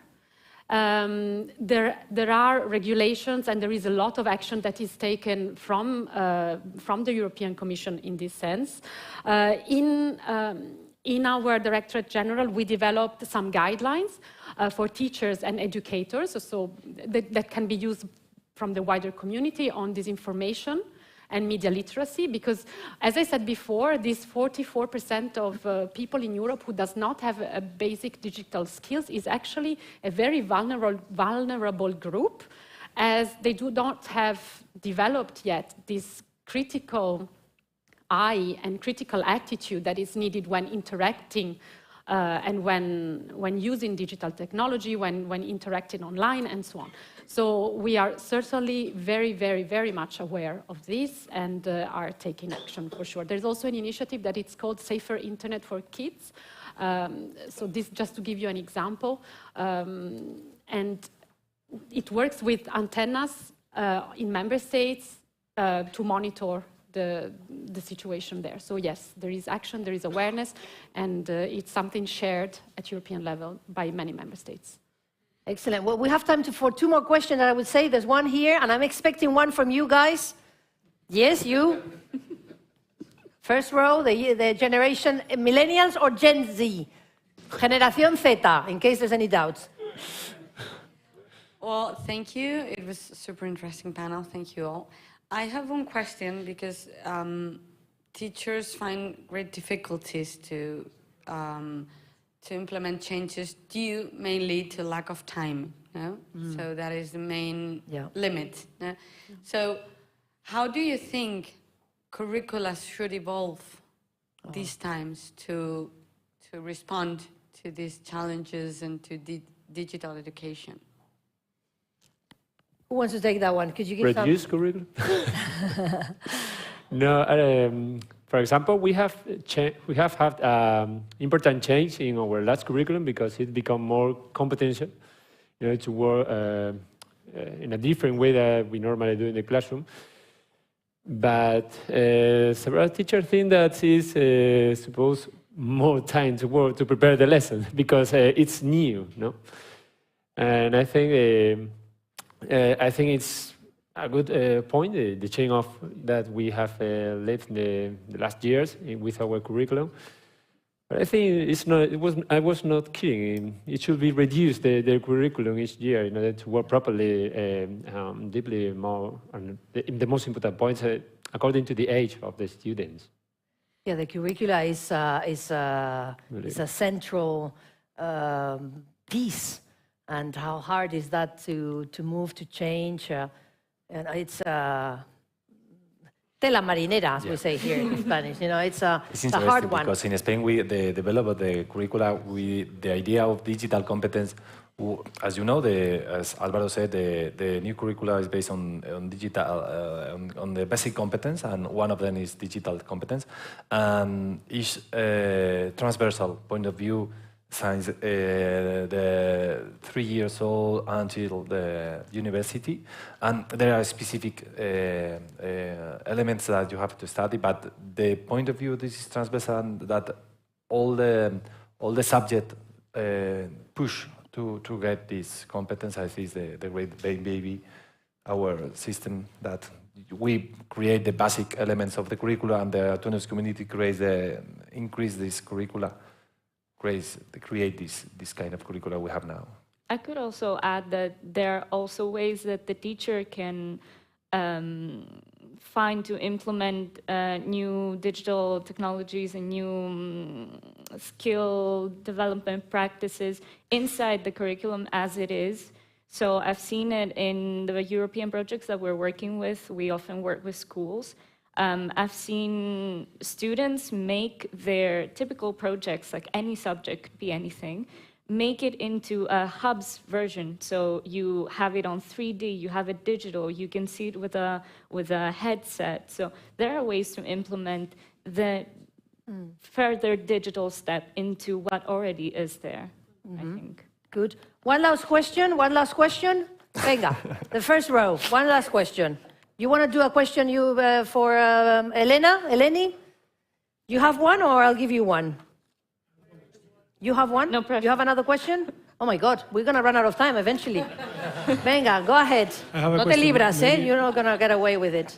Maybe for Eleni, it's in terms, because I was thinking in terms of risks, or in the use of digital education, or in the use of digital technologies. Do you think that students, or yes, from the youngest students, are aware of the risks or the problems that they can find on the internet, on digital education? Good point. What is your feeling? Oh, very good one. I think... should ask my kids that one as well. I think people around my age and younger are definitely aware of what they are doing, and having grown with the new technologies, they are surrounded by both the good and the bad. The role of digital education is to teach them, to guide them how to filter it so that they can get the best out of it without getting tangled up into the bad aspect. I think they can easily understand it. They are fully competent. We are fully competent as young people, having grown with a phone in hand in a way. It's all about learning to use the new technologies to your advantage with a safe view, I think. We have a final question, unless there's something else, but we're going to let especially Francesca rest, because she's poor thing. She's been bombarded. We have a question for Eleni, yeah? Last question. Is it working, that mic? Just talk. There. Okay. Okay. How can we connect digital education with normal or traditional education? Like, for example, we are studying history, maybe, and it's important to know history because that explains what is happening right now at the moment. But how can you connect digital education with traditional education? I think that's up to you, really. I think it's up to students to make new ideas and new projects, find new ways that you can use your phone to learn about, I don't know, Napoleon or whoever, a historical figure that you're interested in. There are also many initiatives of bringing technology into museums. So you could definitely organize with your teacher like a museum visit, or you could have as a project to make a digital presentation of a historical figure or of a historical event to show your classmates. So there are numerous ways, and the more you can think of, the more you can implement them.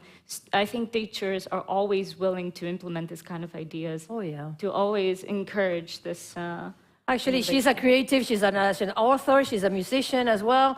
And creativity, I think what she's telling you, creativity is key.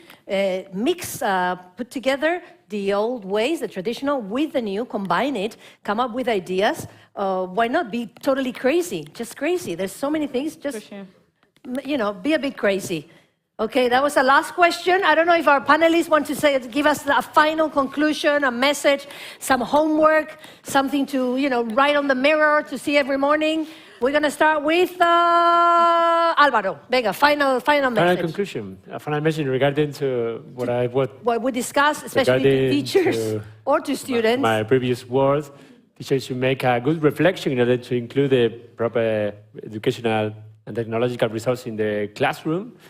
And for example, regarding another word, for example, for your question about the artificial intelligence and the alarm from the school and from families and for the population, we need to understand the main concepts of this new technology in order to not be alarmed.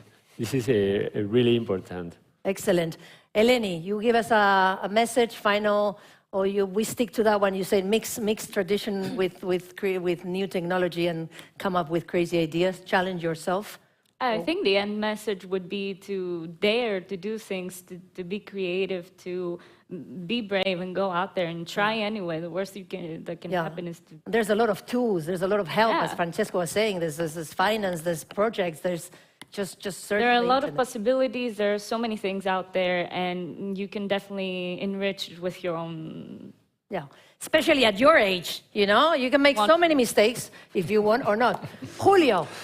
The idea of the digital competence is more than just computers or devices. Is bigger than that. You need to understand and you need to what you are doing, when you are sharing information about you, what is your digital identity is much more than that. And it's essential for students, it's essential for teachers, and it's essential for schools. Francesca, would you close up with a final message to the audience or to... It's a final message. It's something that made me think myself. It's this curve that I saw in your... yeah. So this affects us all. I think we have to change the way we think about ourselves as well, right? There's no way back. There's no way back. Let's go forward together. So I want to thank you, our panelists, Francesca, Julio, Eleni, and Álvaro, for being here with us. We give them a round of applause, please. They're gonna... Thank you so much. I invite you to go back to your seats because coffee break is coming in a minute, but we have two more surprises, two more things before we go into the coffee break. Don't go at home. I can see you. Two more things. One is we're going to travel again. We're going to travel. We're going to go into zooming into that hackathon that happened a few days ago. Así que let's go into another session of traveling around the world. Where will it take us now? We're going to see in this video.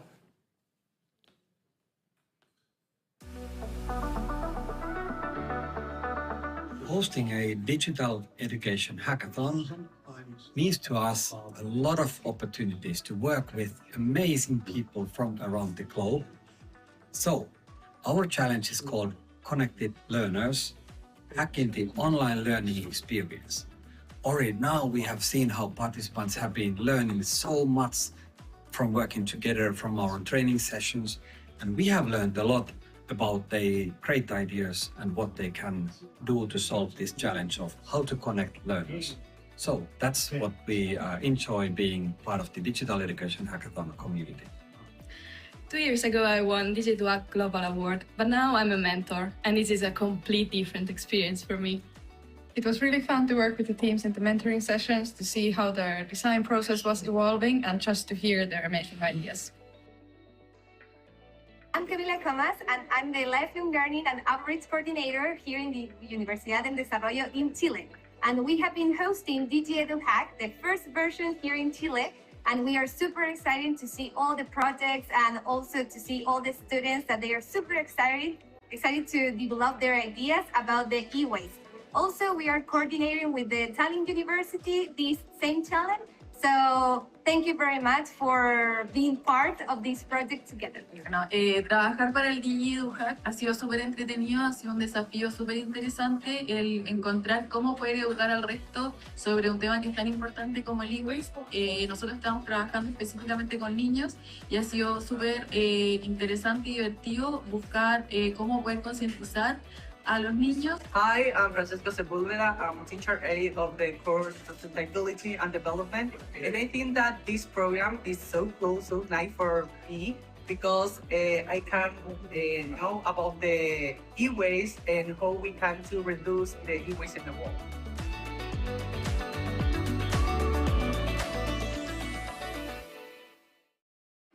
We've traveled again from Finland to Chile. Not bad, eh? And it's for free. You don't even have to move from your chair. That was fantastic. And you've seen some of the winners turn into mentors. Oh, I love that. Lucky. Well, lucky. She probably worked for that. Well, you remember we asked you to answer 2 questions on the Slido at the beginning of this event.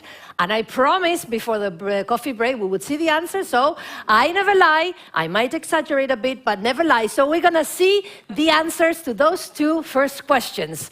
Let's see if we can have the results.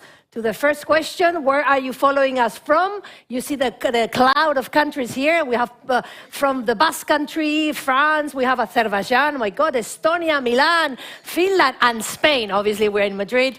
There's more people from Spain, but there you go. We've been all over the place, in Albania as well, my God, Italy, everywhere. So that was fantastic, thank you.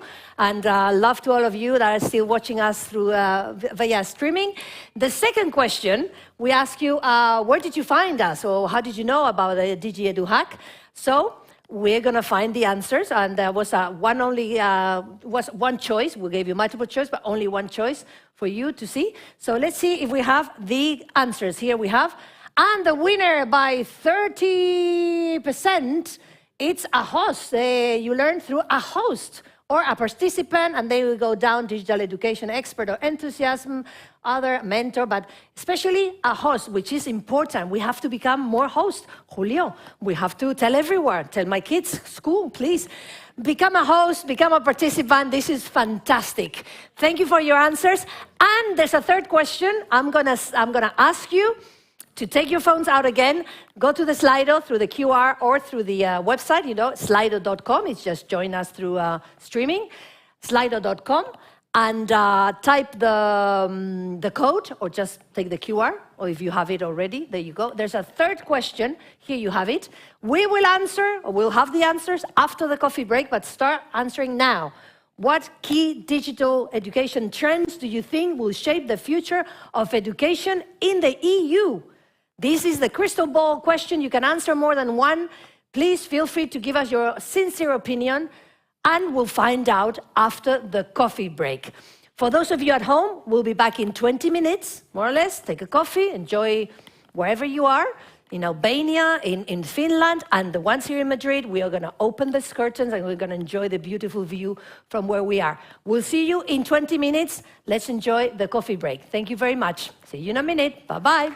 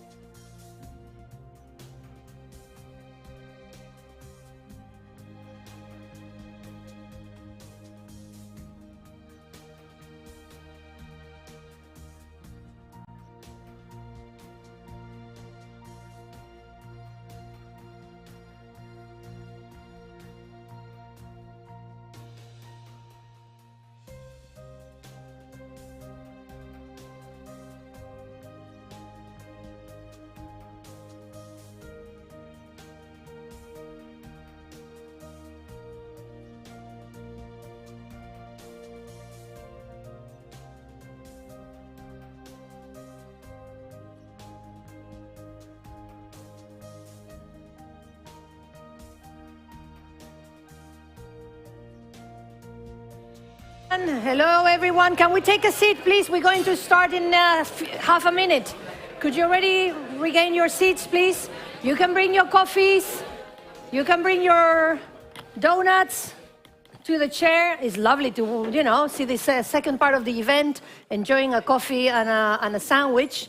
So please take your seats. We are ready to start. We have, remember, we have people on streaming already, and they don't know what's going on here.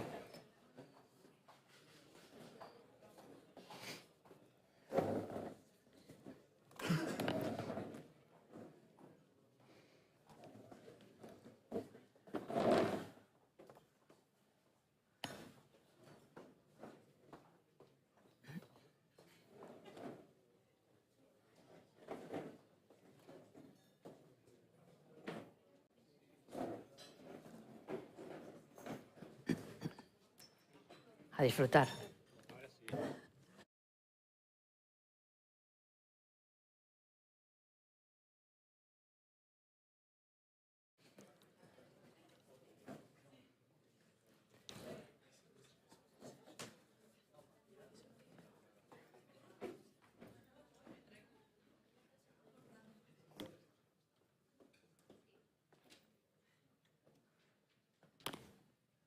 Welcome, welcome, welcome back. Welcome back after that lovely undeserved coffee break or break that we just had. If you just join us either here in Madrid or by streaming, welcome. This is DigiEduHack 2023. With this event, we put the final golden closure to the hackathon that's lasted for 8 days, from the 6th to the 13th of November. So we're finishing officially here the hackathon that will bring us a lot of good news in the coming months. And today we are enjoying an event co-hosted, as you know, not only by the European Commission, but by the Spanish Presidency of the Council of the European Union. My name is Elena, whatever you want, whatever is easier, and I'm thrilled to be your host, your MC on this stage today, if you just join us. And remember that before the coffee break, yes, I asked you a question on the Slido, so I promised we were going to see the answer right after the coffee break. So let's see the answer to the question. The question was, what key digital education trends do you think will shape the future of education in the EU?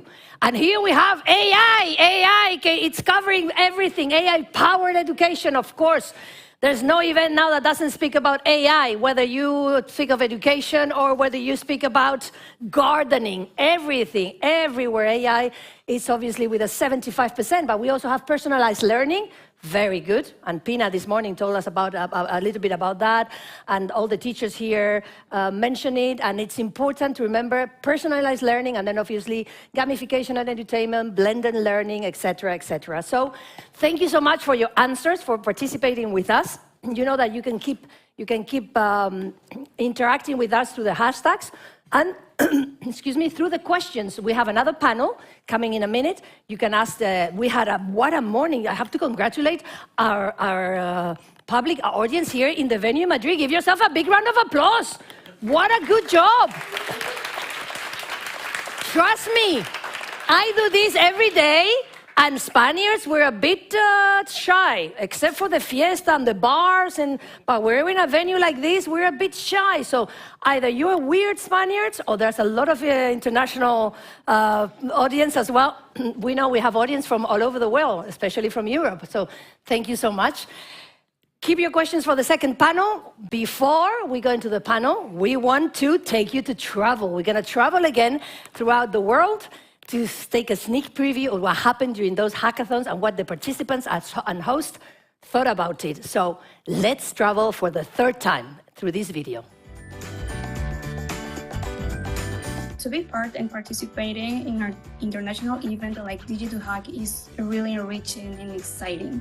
And I had the chance to collaborate with people from every country, and I could share ideas, and I could contribute to innovative solutions in the field of digital education. And this is a unique opportunity. And they have the backing of the European Commission adds a level of seriousness and commitment that can make the experience even more valuable. And you have the prospect of networking globally and learning from professionals and experts in the field is really very attractive. And similarly, the focus on addressing concrete challenges in the digital education means that the participation will not only be stimulating, but also meaningful, with the possibility of making tangible contributions to improving educational worldwide. DigiEduHack encouraged me to keep contributing my bit in the digital education. I believe that as a team, we have many great ideas that, if given the opportunity to bring them to life, we are confident that we could make a significant contribution to our university. The problem we're facing is the outdated and ineffective assessment methods in higher education in Latin America. We aim to transform this by introducing SIMIA, an artificial intelligence platform.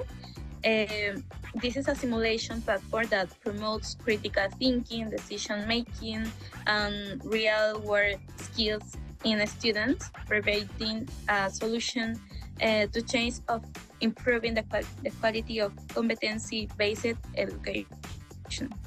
I must confess that this competition brings out our competitive side, which I love.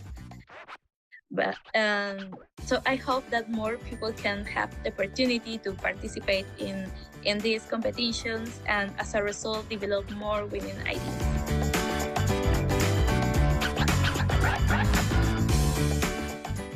Well, big round of applause for that trip to Peru. That was quick and free of charge. And I love it when they say, well, I love to compete as well, competitiveness, you know. It's not only about, happy community. Yes, we compete because we have a lot to give. So that was excellent. That was the third trip, but we have a fourth one coming. So as I promised, we have a super panel coming in next. I hope you're going to have your questions ready. I warn you that it's not going to be as long. It's just a 4-minute panel within your questions. I mean, taking into account your questions. So don't leave them to the end, okay? Because there's a lot of competition here to ask questions. So we're going to talk about in this panel about user-driven innovation in education. It can be defined as the process of drawing on users' knowledge to develop new products, services, and concepts which are based on a genuine understanding of user needs and systematically engage them in the process of the development of an enterprise. User-driven innovation aims to enhance educational outcomes, foster creativity, adaptability, and critical thinking skills, and create learning environments that align more closely with the needs and aspirations of the learners themselves. Have you noticed that I mentioned a lot of the words that came up already during this event with creativity, thinking skills, needs, a lot of the words. So we're going to insist on some of the aspects and talk about new ones. As before, as with the other panel, I'm going to name the 3 guests, the 3 panelists, and then we'll give them a round of applause at the end when they come up onto the stage. We have 2 entrepreneurs, 1 teacher. Our first entrepreneur is also an ecosystem orchestrator. He's Peter Fagerström. Then we have a second entrepreneur who's a researcher as well, Kelly Liles, and a teacher who's another crack. He's Guillermo Medrano. So please, the 3 of them, come and join me on stage. Where are you? Here they are. Big round of applause for them. Peter, Kelly, and Guillermo. Here they are. Are they sitting the correct way? Yes, is that okay? Yeah, that's okay. Great. Welcome, everybody. Tell us a bit more, because, I mean, their CVs, you know, people still think that we have to tell CVs, tell people's bios on stage. But that was when there was no internet. People didn't know who these guys were coming from. Now you go, you type Kelly Liles, and you see everything about her. These guys today, they have this panel and the previous one, as well as Pina, the keynote speaker, they have a big curriculum, a big story. They do a lot of things. They're not just one thing. So that's why I'm asking them to tell us a little bit more what it means to be an ecosystem orchestrator, a researcher and entrepreneur, a teacher that also has a lot of to do with projects in education. They're not just one thing. So tell us a little bit more about you. Come on, let's start with Peter. Hi, everyone. I started in digital education in 2003, so it's 20 years now. But at the same time, I worked with regional development and education for sustainable development across the Baltic Sea region in network of more than 220 universities, the biggest thematic network in the world. And we did concrete projects with municipalities. So how can we use the knowledge we create in academia to actually make an impact in society? Impact, another word that's been coming up all the time. We have to make an impact. Okay. Then, very quick jump. School director, now I run 2 companies. One of them, EduCrafter, Education Innovation Agency. We did our first hackathon for the Ministry of Education in Finland in 2017-18, series of 3. And now we work with DigiEduHack, and with the other one is the European Digital Education Hub, where I'm the accelerator lead, so run the accelerator program for supporting the Commission. Sounds very interesting, and we're going to talk about that. And you flew in from Finland this time, or Barcelona? No, I took the train from Barcelona, the sustainable option of Yes, me too. I take the train at least to Barcelona to Finland. It's a different question, but yeah.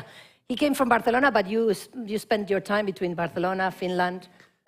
Quite a lot in Estonia as well. Estonia, okay. Yeah. So now, learning ecosystems and impact global through Teach Millions, which is a platform of 70 companies right now. Wow. Best practices. Anyway. Excellent.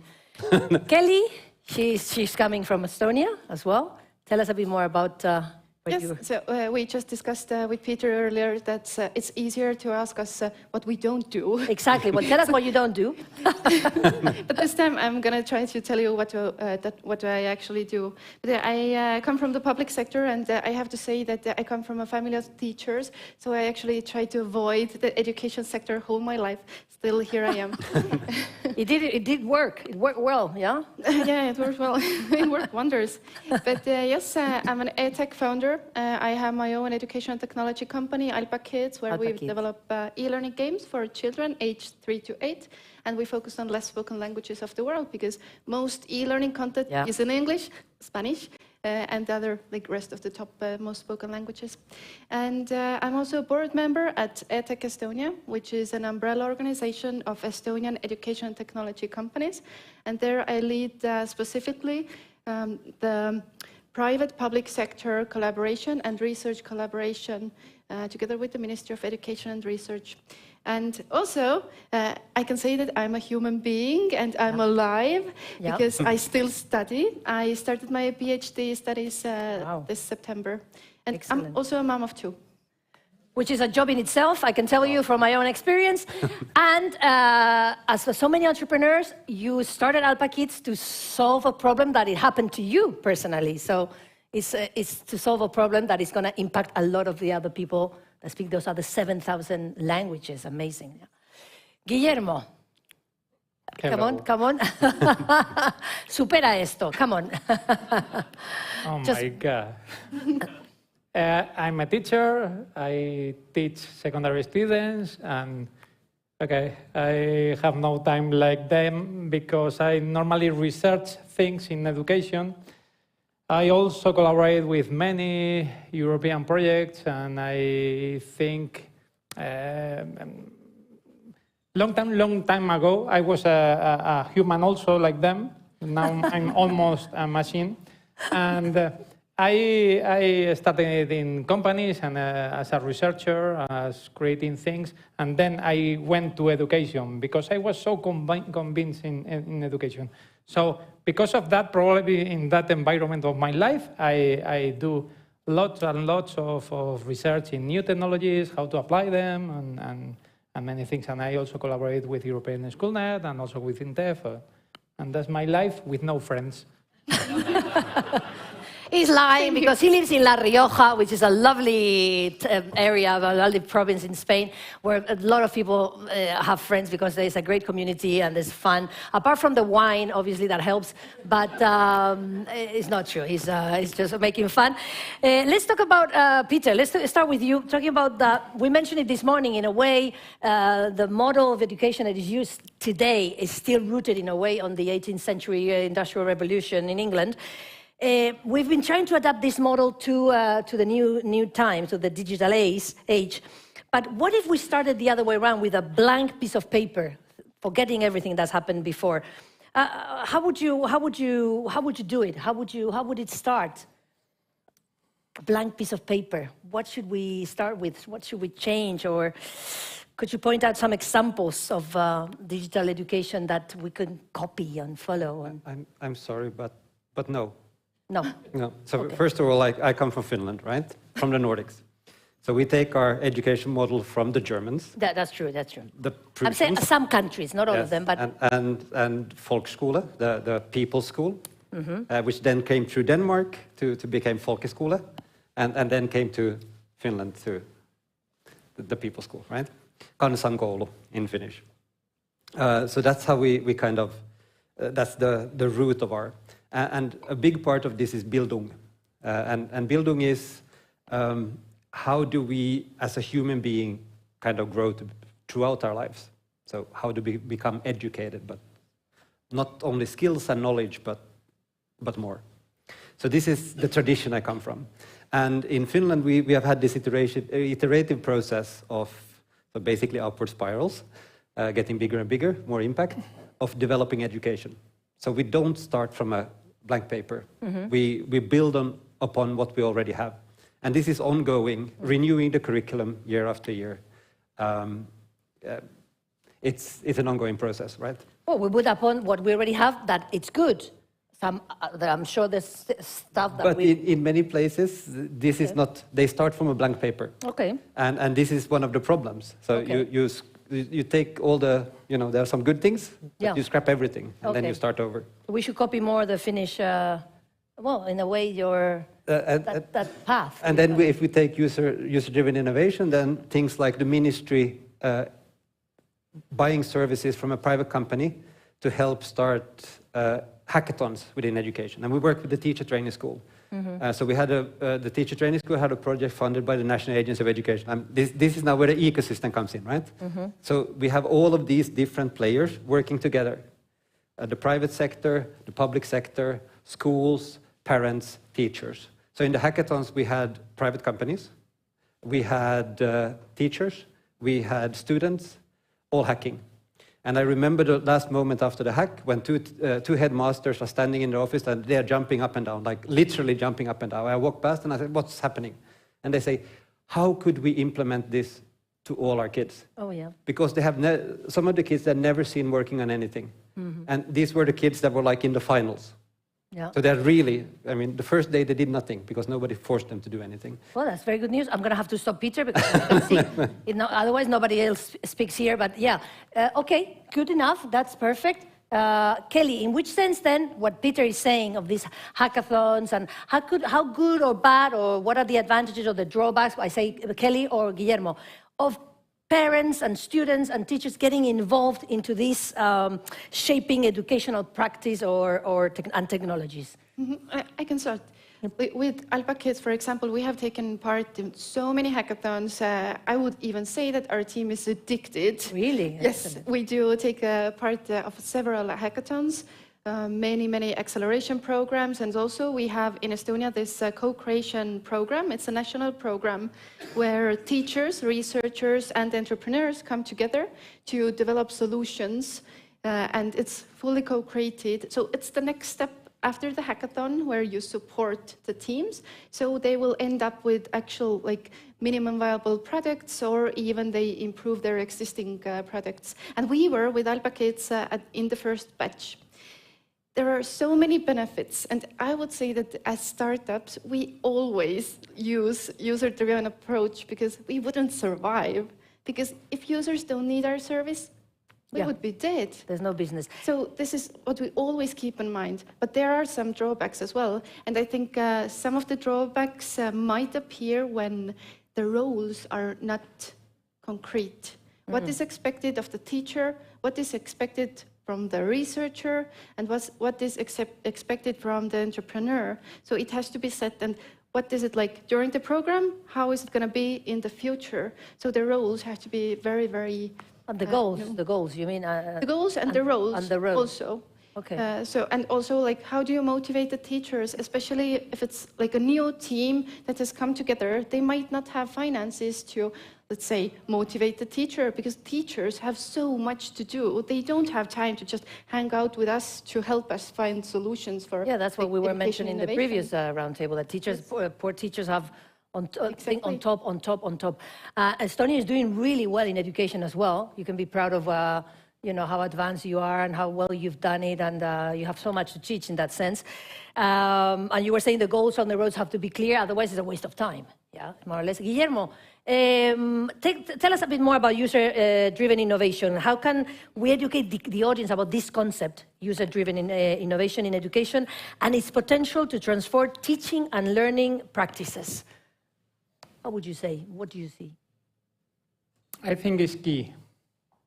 Because, for example, user-driven innovation for education is just I go just to the bottom of the learning process, and you go to teachers and students, and you have to know how they feel, how they do, how they manage all the different situations, because we have lots and lots and lots and lots and lots and lots of issues and problems and things that happen, and we normally have few time for solving all of them.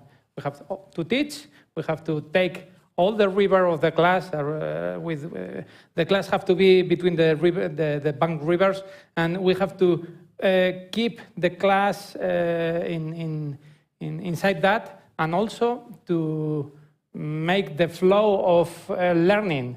So it's not easy, that task. So we have to be conscient, and teachers do that. We are not those heroes, we are just teachers, and we try to work and to do our job the best as possible. But, sometimes we stress students with our exams. Sometimes we are stressed with all the bureaucracy that we have to do. So we have to be conscient and conscious about everything that happens inside a class, inside a school, inside a whole education center, and knowing that, then define the things. Because if not, it's the thing that we normally feel, that we are under pressure of everything. Yeah. We have the big rock just over our top. Yeah. So, yeah, it's not easy. In this sense, you mentioned already your work, you're involved in both DigiEduHack and the European Digital Education Hub. Could you tell us a bit more about this, the synergies between the two of them, these initiatives, and why it's important that both work in a tandem? Tell us a bit more of the insights. How do they work? And I'll use my own words for this, and won't speak for the Commission, because they're the Commission. They can do that themselves. Yeah. I think one of the things that is being conceived and built here, and this is Peter now thinking this, is this kind of innovation pathways, and maybe at some point kind of innovation superhighways in education. So there are several initiatives that support each other that have now been put forward, and we need to engage the grassroots. We need to engage the institutions. We need to engage our other stakeholders. And this can, I would say, clearly be seen in this one. So like I said earlier, I'm the lead of the accelerator in the Digital Education Hub. And one of the things we're doing for the hackathon is, one of the prizes is we're arranging a boot camp for some of the winners. And a boot camp to prepare some of the winning teams to actually apply for the accelerator.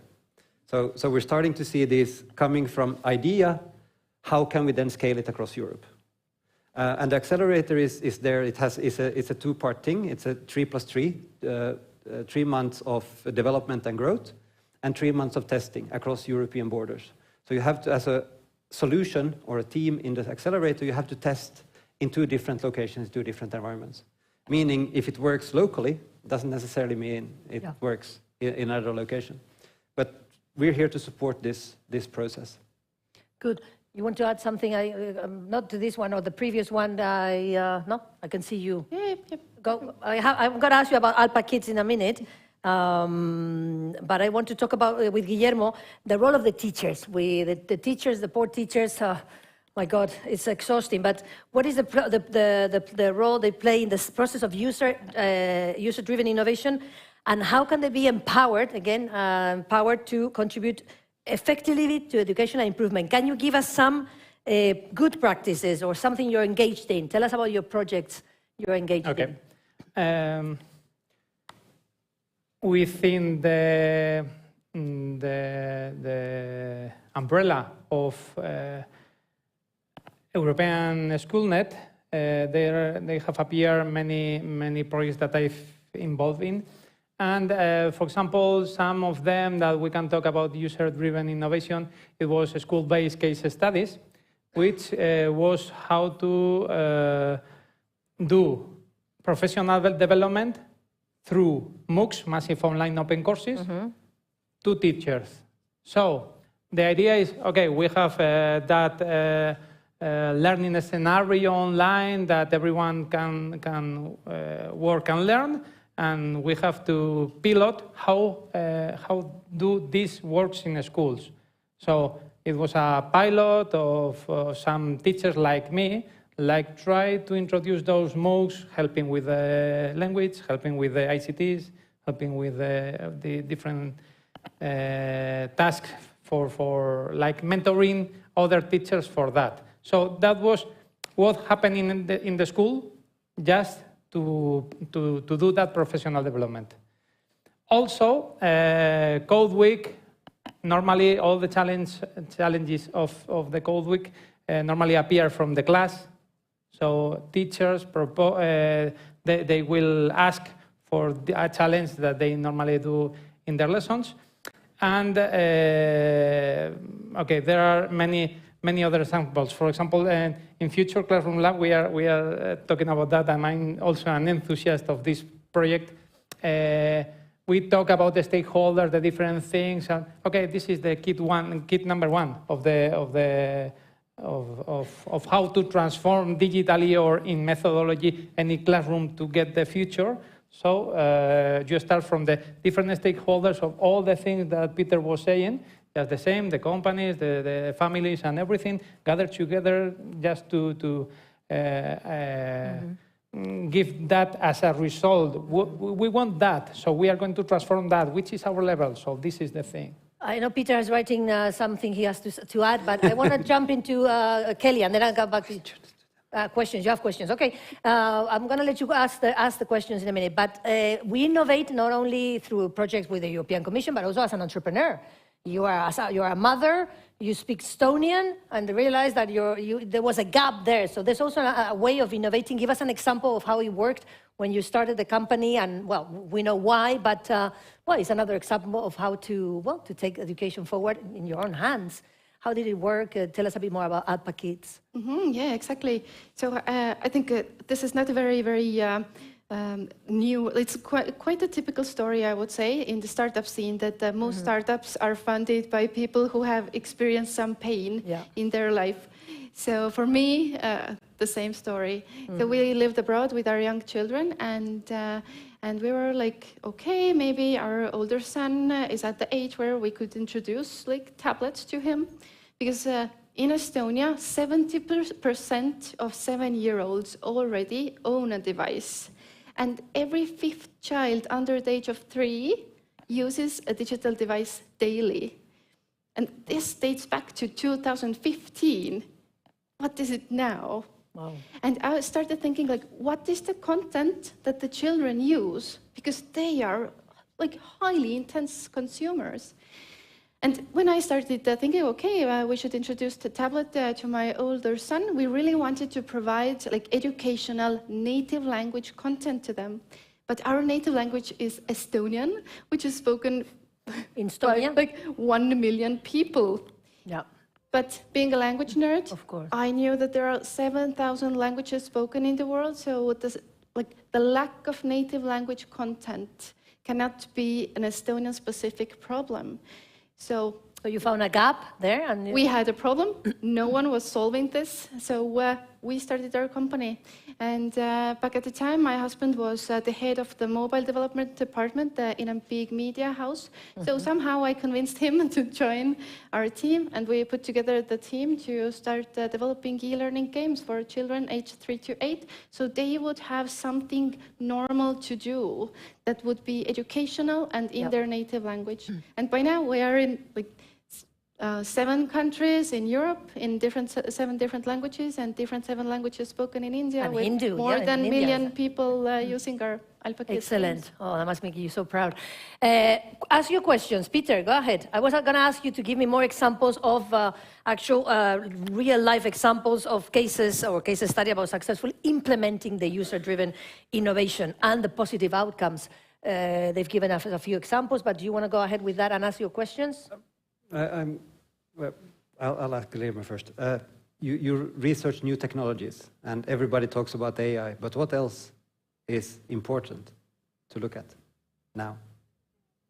About technologies like artificial intelligence or every Yeah, technology? I mean, you can choose any other technology except artificial intelligence, because that's been talked about. Yeah, technology right now in education is a tool. It's not like, okay, I teach technology, this is in my curriculum, but apart from me, for the rest of the people, technology is a tool that try to make the learning process more efficient. But do we see other new technologies like AI that are coming up, like blockchain or... He wants. Why don't you answer that question, because you have an answer there. No, because he's a researcher, right? Yes, I know, but that was my next question, so I'm going shopping. You're hacking the interview. It's okay, no problem. I'm sorry. Hack for your life. Okay. Hack for your life, good hacking. It's a good question, but tell us, what do you think about other technologies? You really have a genuine... Then we have Estonia here, which is a little bit decentralized. Okay, good. And then you work with EdTech Estonia and you work with the ministry. Could you tell us a little bit about that? Because that's my next question. Oh, this is a I'm very going short shopping. question, right? There should be like a separate panel. Yes. Yeah, well, I was going to ask you about the trends for the future as well. What do you see as, for example, AI, blockchain, decentralizing education? You're going in that direction, Peter? You want to talk about... This is what I hope they would be talking about. Okay, could you talk about... Oh, sure. Okay, I understand where Peter is trying to guide the conversation to.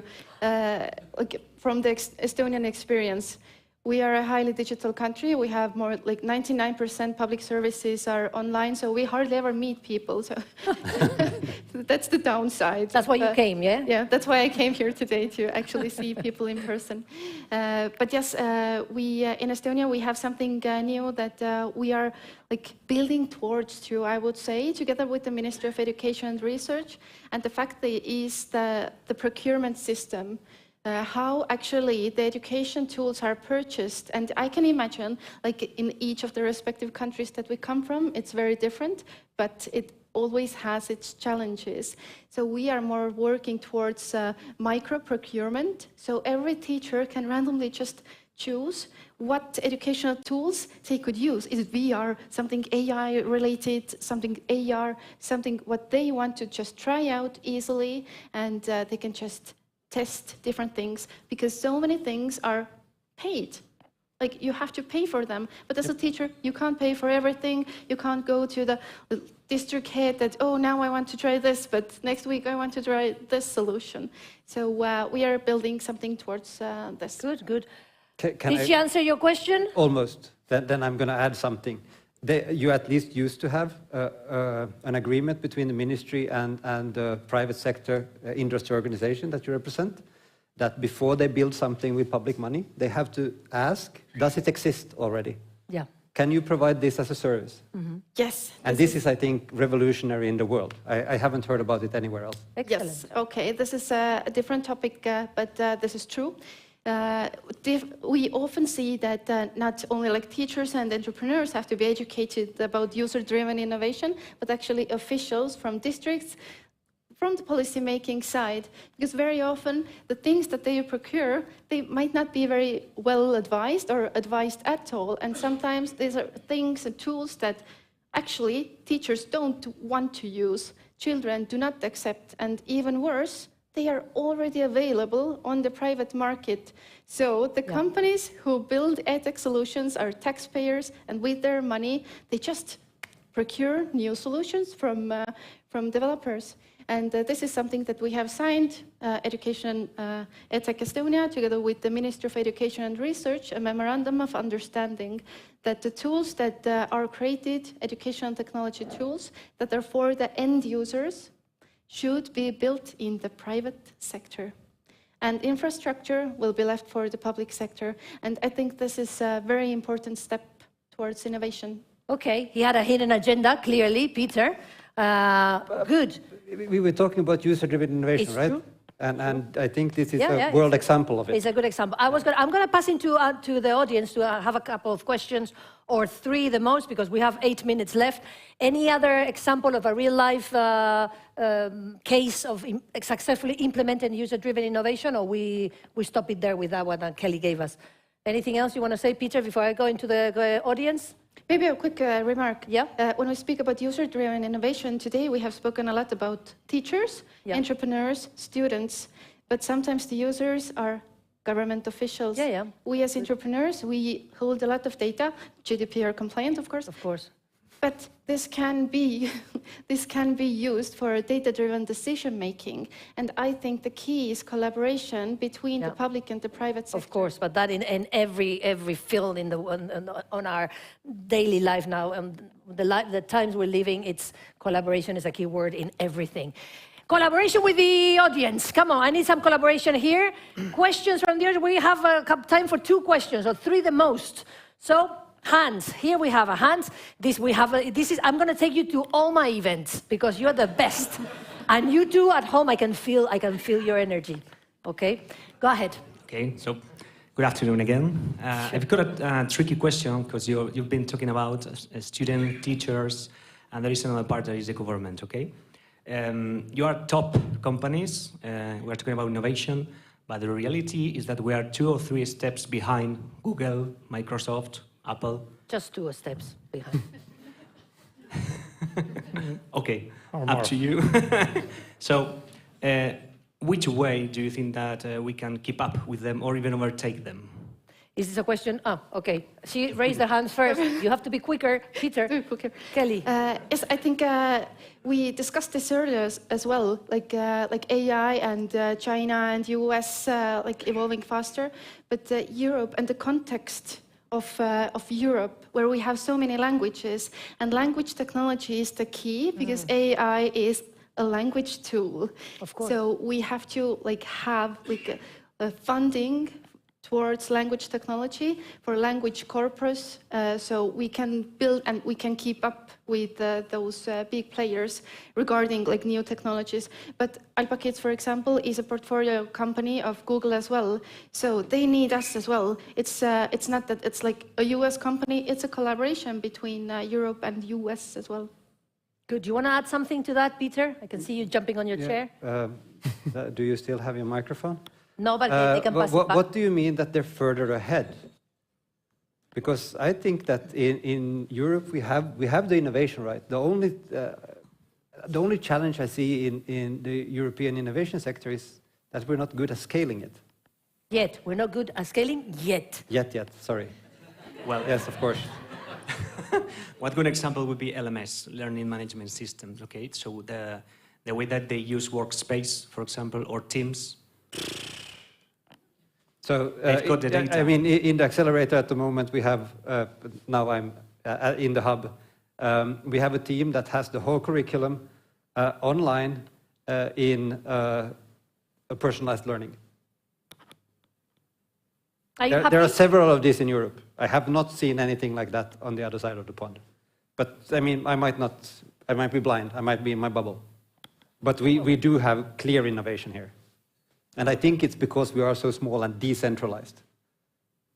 Yeah. You agree? You don't agree? Guillermo wants to add, madre mía, el melón, the melon he's opened. Open watermelon. Just to add as a teacher, okay, we are considering like big companies, they lead like the tech process or the tech and guides that we have to follow, okay, because Google or learning management system, there are many, You can use Moodle or any other that have not a company in back. But the thing we are talking about tech. I can talk about tech, lots of hours. You will get bored and you will sleep. But we are teachers. As a teacher, we have to use those tools. Don't forget that. If I use my book, paper book, and I make a new methodology, I'm innovating in my class. So don't forget that the innovation sometimes came from methodology, sometimes came from tech, and sometimes came from different, many different aspects. So, okay, if you want from tech, I can talk about AI and many things, so don't worry. But we'll don't talk about forget that. after the event, because this is no. But we have more questions as well. You wanted to add something there, Peter? The company I'm talking about is named School C. Now you all heard it.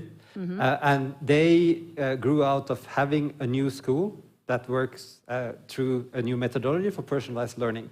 And they do teacher training for this. And because they needed to root that teacher training in the organizations that they train, they created a digital platform.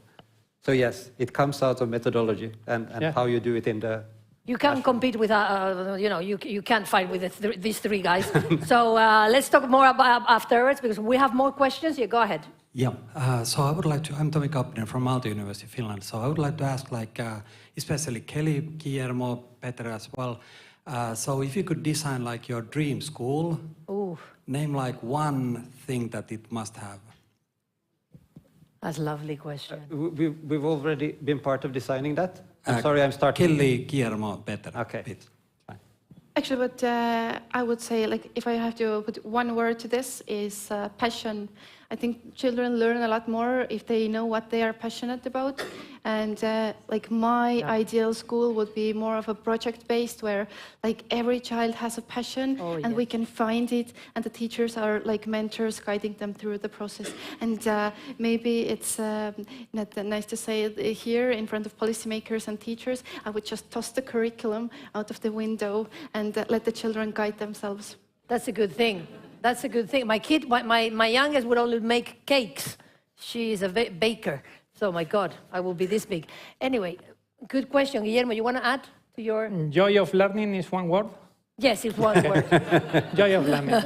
I want the students wants to go to school to learn, and they are going to get what they are expecting. Oh, that's lovely. Yeah. Can we get that, Julio? Can we get that? This, are you taking writing now? Okay, to talk to the minister and etc. etc. Excellent. Do we have another question? Last question? Last question, we have a minute. Ahora, os habéis desinflado? You've deflated? What happened with all these? I'm going to go to the first. Ainhoa? Ainhoa has the last question. Come on, pass the microphone over there. Last question, 1 minute, 20 seconds.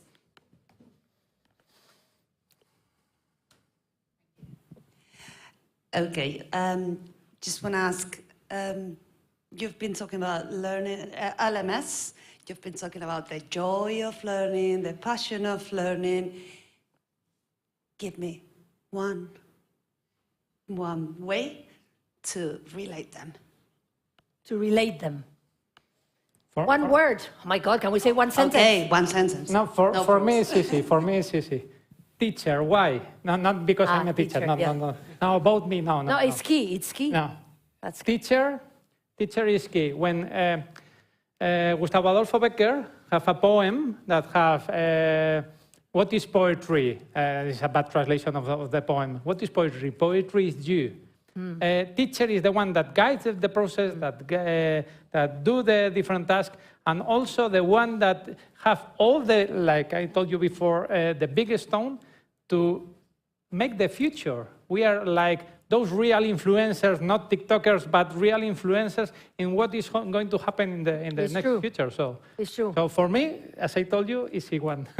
Long live the teachers. This is a new hashtag. Long live the teachers, please. Yes. Last, do you want to add to that question from Ainhoa, or we've run out of time? We ran out of time, actually, so I'm going to ask you to give us one final comment, question, homework. Quickly, policy making as well, because the support has to come from upwards as well. Yeah. Policy making. We are making the new words. One word, policy making. One word, the joy of learning. I know. There is a process for that.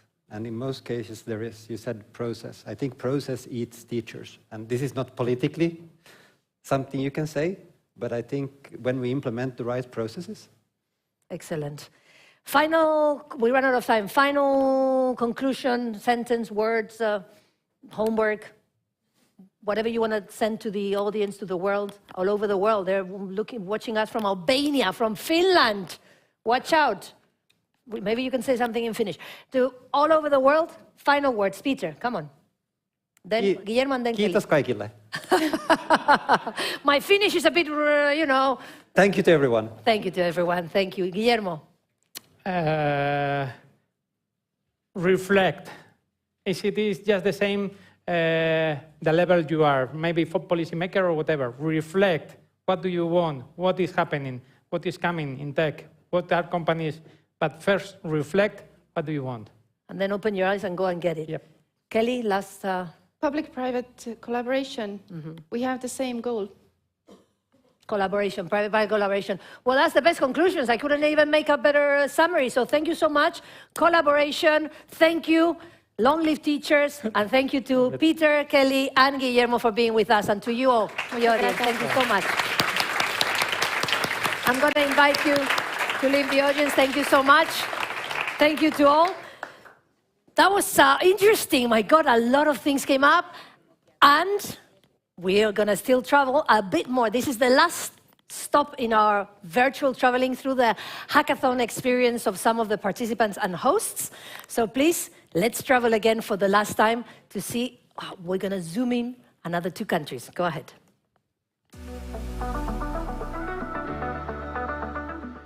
Hello, I'm Elchin from Datorium, and this year we're hosting DigiEduHack Hackathon in Latvia. I'm excited to see that around 50 teams have applied their solutions for the hackathon. Our theme of this year is better student engagement and motivation in study process. We're truly glad that this hackathon allows students to be true stakeholders of transforming education in times of digitalization. We are great supporters of solutions by students for students. So we do wish the very good luck for every team participating in this DigiEduHack Hackathon from all over the world, and let us together make education more modern, relevant, and engaging. Hola, soy Nuria Martínez Trueba y estoy cursando el máster de las TIC en educación. Pues yo creo que está siendo una actividad que nos está motivando mucho a todos los alumnos del máster, porque es una forma de ver cómo podemos aplicar lo que estamos aprendiendo en clase, poder llevar un poco las ideas que tenemos a algo más realista.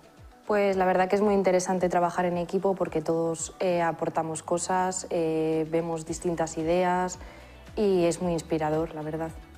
Es así como se innova. Soy Raúl Iglesias, estudiante del curso, o sea, del Máster TIC. Pues hemos aprendido, yo creo, a trabajar en equipo colaborativamente y a usar el pensamiento lateral para poder encontrar distintas soluciones a la pregunta, a la premisa inicial que se nos ofrecía. Y entonces, pues entre todos, sacar una serie de conclusiones que puedan ofrecer respuestas a la pregunta inicial.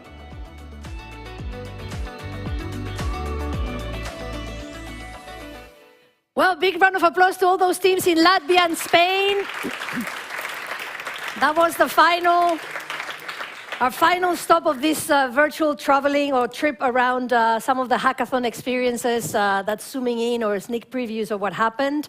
I love when they said we are taking into practice what we learn in the classroom, how different from when I studied, you know, in the dinosaurs era. So I'm so glad that things have changed for the better.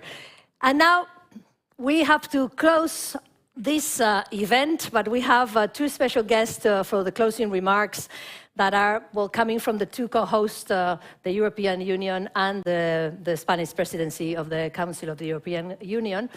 And they're going to be giving us a short speech, some words, and then we're going to ask them some questions that we received from some of the participants and hosts of the hackathons.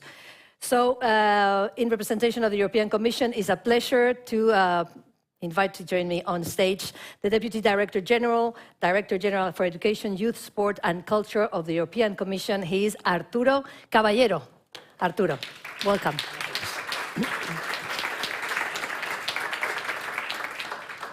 Muchas gracias. Buenas tardes a todos. It's a real pleasure, really, to be here with you in the main stage event and celebrate the successful completion of the Digital Education Hackathon Days, because, as you know, it's not finalizing today. This keeps working in the future. A lot has been said. I will say that this will be some repetition, but I think that there are things that should be stated, and it deserves to be rethinking altogether. But let me first of all warmly thank the Presidency of the Council, Spanish Presidency of the Council, for co-hosting this event here in Madrid. Really, I have to say that I am very proud to say that my country, Spain, is leading by example in digital education, especially when it comes to taking a lot of our European initiatives and turn them into success stories here. But I think that is something that has been said, that is the thing that is the objective from the European Commission and the European Union in general, is to try to do that, to listen, to reflect, and then to see the things that come real in the member states. Then, talking still a little bit of my country, indeed, 3 local hackathons took place here in Spain, and we have the pleasure to have some of the hosts here with us in the room today. But the most important is that one of the striking features of this hackathon is that it is really international. You have seen that in the presentations. There has been 40 grassroots events of the last 8 days and took place across 22 different countries in Europe, but also beyond. You saw it, Chile, Albania, Georgia, Mexico, Bolivia, just to name a few of them. And we have now seen the figures that more than 1,500 participants in creating more than 200 innovative solutions. This is really amazing and I will say exciting. Digital education is certainly a topic that attracts the attention well beyond the European Union. And as we said, we don't want to lag behind this. But let me now focus on one aspect that we already said, but I think that is key. Digital education in particular is the human aspect of it. This is what we wanted also to highlight for this 2023 annual theme of the Digital Education Hackathon, putting people at the center of the digital age. And this is what we say, what it means that. It means that all has to go from the center, that is the people, the human being, to what it is needed to close the gap that was what is the digital transformation making us to pass through. With this topic, as I said, we wanted to emphasize the importance of the digital education community and to ensure that the voices of those who work in the field of digital education on a daily basis is heard. This is extremely important. This is what the hackathon is really about, and is what it was conceived. It's a platform to give visibility and foster the creativity and innovation of the people on the ground, and to reward their ability to find solutions to the challenges they encounter and give an answer to these challenges. And as you have been seeing, it's fascinating the diversity of the challenges proposed by all the teams in these last days. They truly mirror the multi-layered and dynamic nature of digital education. Let me give some examples that we can see it in the proposals. The potential of virtual augmented reality for education, but also digital well-being, inclusion and sustainability in digital education, and also how to better promote STEAM in education. They are ambitious challenges, and we, in the European Commission, we are looking to see how we can support the education and training community on its journey to effective and inclusive digital education. Because, as we say, the digital transformation has become an inseparable part of our life in all our parts of our lives. The pandemic, by the way, accelerated the use of digital technologies. But the progress of these technologies in the last couple of years has been also astonishing, and we have talked about this. Last year, we witnessed an unprecedented boom of the generative artificial intelligence with tools as we know now, ChatGPT and Midjourney, and this is already introducing in our life and in the life of the education actors. These tools have challenged our education community largely, and is imbibed in teaching and learning, and they have challenged our assessment practices. All, how we do, how we say it, the how, the what, and how to assess this practice. They have made us reflect even further on the digital competence and skills we need as citizens and teachers and learners. And we was said, this year is the year of the European Years of Skills. What better moment to think about this. Skills are a hot topic. We saw in the panels that we were talking about 54% of the adults in Europe lack of basic digital skills. And even in the young people, in the 3 students in 8th grade do not perform well enough information and communication technology skills. This requires a bold and urgent effort, and as we said, in response at this, in April, the European Commission put forward 2 proposals for the European Council recommendations. What we see that in a nutshell, we can say that is also the how we can teach better and what it should be teach to go and close the gap on this. And this will really help us to bridge the digital divide in education, whether it's linked to geography, socioeconomics, status, or attitudes toward technology.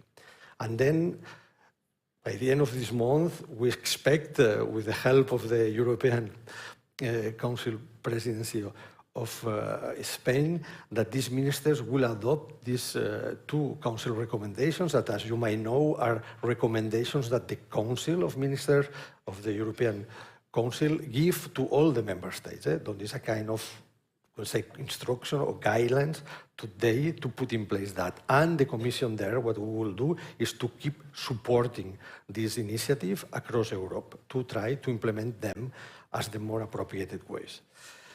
To conclude, a few words on the hackathon itself that we are celebrating today. As you know well, this is the 4th edition.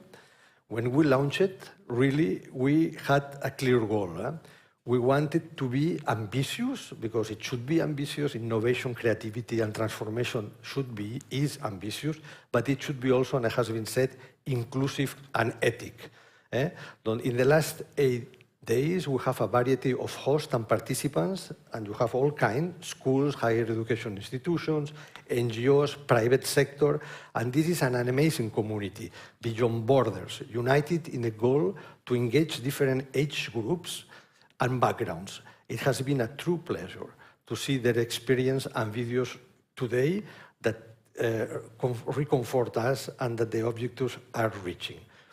For us, this is very important, and that this energy continues in the next steps. As you know, there are next steps. As we say today, we close the days, but we don't close the process of the hackathon. Based on all local winners, our steering group will identify the 12 finalists to the public vote, and from them, there will have 4 teams that will become the global winners. And each of them, as also has been said, will receive a personalized support to further develop their solutions. But for those that they will not arrive there, we will have also a lot of encouragement to remain connected through a series of community events that we will keep organizing, such as, for example, the hackathon alumni get-togethers. So, this is only the beginning of the digital education hackathon journey. The next steps are equally exciting and will hopefully give you a further opportunity to continue expanding your horizons.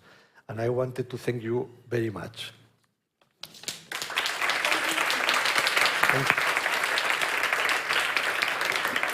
Thank you to Arturo Caballero for these words in a fantastic summary of the key points.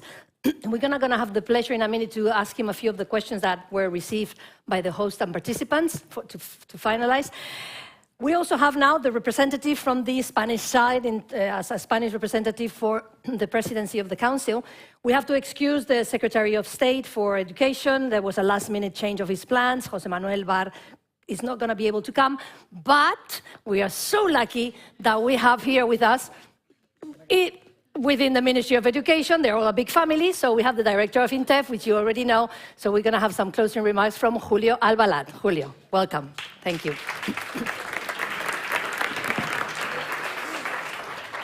Thank you, Elena. I'm a small part of the ministry, so it doesn't mean that I cover a big part. So, dear attendees, authorities, administrators, teachers, advisors, students, dear educators and future educators, thank you all for coming to this event. An event that closes an exciting activity, the Digital Education Hackathon 2023, with a title that is quite a challenge and a statement of intent, putting people in the center of digital education. This motto not only articulates this activity, but also encapsulates the philosophy that drives every strategy, every policy, and every innovation that Spain is adopting on this path towards digital transformation of education. Thank you for the Commission. As usual, it's a pleasure to work with you. It's a great collaboration. First of all, as Elena said, let me apologize to our Secretary of State. Would have liked to be here, but for any reason, it was impossible for him to be here. Our journey through the Spanish digitalization and digital skills plan for the education system is a testament to our commitment to people-centered digital transformation. It is not just about technology, but about how technology can serve society, how it can strengthen the skills of our citizens, and how it can level the playing field for everyone, regardless of their background or their circumstances. Our goal is clear. We want our society to move towards greater education, competence, and fairness, committing ourselves to modernity and equal opportunities. And this is objective. We also have a reference for the Digital Education Action Plan 2021-2027 of the European Commission and the Recovery and Resilience Mechanism, which will allow an investment in Spain of more than 1,300 million euros for the digitalization of non-university educational stages. With this plan, this Edu plan in the Ministry of Education, we are developing a set of initiatives that are broken down into several lines of action. I've been talking before about that. The development of digital skills in the students, teachers and schools, the digitalization of education centers with their own digital plans, the creation of digital educational resources, and the promotion of advanced digital methodologies and the skills. These lines are interconnected, reinforcing each other, ensuring that our approach is holistic and sustainable. The first line is the development of digital competence in students. It's a process that goes beyond more competence literacy. It's about integrating critical thinking, creativity, and collaboration in all areas and subjects. At the same time, we are updating the teaching digital competence to certify the majority of our faculty, ensuring that they are equipped not only with the knowledge, but also with the confidence to lead 21st century classrooms. No less important is the creation of digital schools plans, which we encourage each institution to develop. These plans are not static prescriptions. They are living documents designed to reflect and serve the unique needs of each education community. We rely on tools such as Selfie, which have been instrumental in the process of self-evaluation and continuous improvement of our educational centers. We are actively improving the internet infrastructures in our schools and equipping them with modern devices. This task is crucial to reduce the digital divide and ensure that every student, regardless of their geographical location or socioeconomic status, has access to the digital tools necessary for their education. In the area of education resources, we develop open educational resources, providing a variety of materials and tools that teachers, families, and students can use anytime, anywhere, supporting the idea that education should be customizable and adapted to the individual needs. We do not stop here. We are aware that advanced digital skills are the future. That is why projects such as the Classroom of the Future and the School of Computational Thinking and Artificial Intelligence focus on developing skills and methodologies that incorporate artificial intelligence and computational thinking, ensuring that our teachers and students are the forefront of tomorrow's education. We don't want to stop at technology implementation. We are also working on the training and retention of specialized teachers and trainers. We want our educators to not only impart knowledge, but to inspire, motivate, and be trust guideless in every student's digital learning journey. Let me highlight what we have been already achieved in Spain. We have trained more than 500,000 teachers to improve their digital competence in the last 2 years, and accredited their digital competence of more than 200,000 teachers. Published 20,000 of digital schools plans and distribute more than 500,000 devices to bridge the digital divide. These actions are considered steps towards the digital transformation of our education system and reflect Spain's strong commitment to digital education. In closing, I want to reiterate that our vision for digital education is not just a set of goals to be achieved. It's a commitment to every citizen, a compact to ensure that every young person living on an education institution is prepared, empowered, and excited about the digital future that awaits them. We are here to put people first, to ensure that the digitalization of education serves the well-being and progress of our society. We are building something greater than the sum of our policies and technologies. We are building a future where digital education is, first and foremost, human. Thank you very much. Thank you. Julio, I'm going to ask you to... Thank you so much. That was excellent. We have, to finish, we have 4 questions we've selected from some of the hosts and participants of all the hackathons. So I'm going to ask Arturo Caballero to join us here with Julio to answer these questions. Please come to the middle. And we have a commitment. You remember, we have a commitment from the ministry and from the commission for every citizen. As a mother, Julio, Arturo, and as a citizen, I feel so much better after this event. I mean, really. Good. No, I'm telling you, because, you know, despite we keep learning, we have to keep learning even until we die, as Goya used to say. Well, as a mother, I see there's a lot of things going on, and I'm so much optimistic. So we wanted to finish with our 2 co-hosts, the European Commission and the Spain representative for the presidency of the Council. And we are so proud, Arturo? Spain forever. We love you all, Europe. We have 4 questions from our hackathon participants. We're going to see them on the screen, and I'm going to read them to you, so in case on streaming you cannot see them that well. We have a first question that it's addressed to both of you, so you can answer in whichever order you prefer. And it's from Katerina Wojchenko from Web2Learn. She's sending the question from Greece, and she's asking, how can DigiEduHack participants leverage AI technologies, here is our AI, we had to talk about it, to address current changes in the educational sector? Arturo, Julio, who wants to answer this first? Arturo? Well, I can start with a lot of pleasure. I think that we have already talked a lot about this, but I think that indeed the participants on the hackathon are already one of the elements that are existing on this area. With their creativity and innovation, they are currently paving the way of how the educational sector should evolve. In the sense that with artificial intelligences, they will help in which way the education activities and the training will have to be done, and also in which way the different pupils will know in which way they can advance and be much more performant in its role. Indeed, all these participants, or with all the results that we are now collecting, we see extremely nice ideas and, as I say, avenues to continuing to transform the education sector and the education community. Julio, in order for you not to answer this one, I'm going to turn it around. Is it possible to innovate as well without AI? Everything has to be AI in education? Because it seems like now this is la panacea, as we say, ¿no? ¿Cómo era aquello del el cáliz ese, ¿no? El santo grial, ¿no? El santo grial.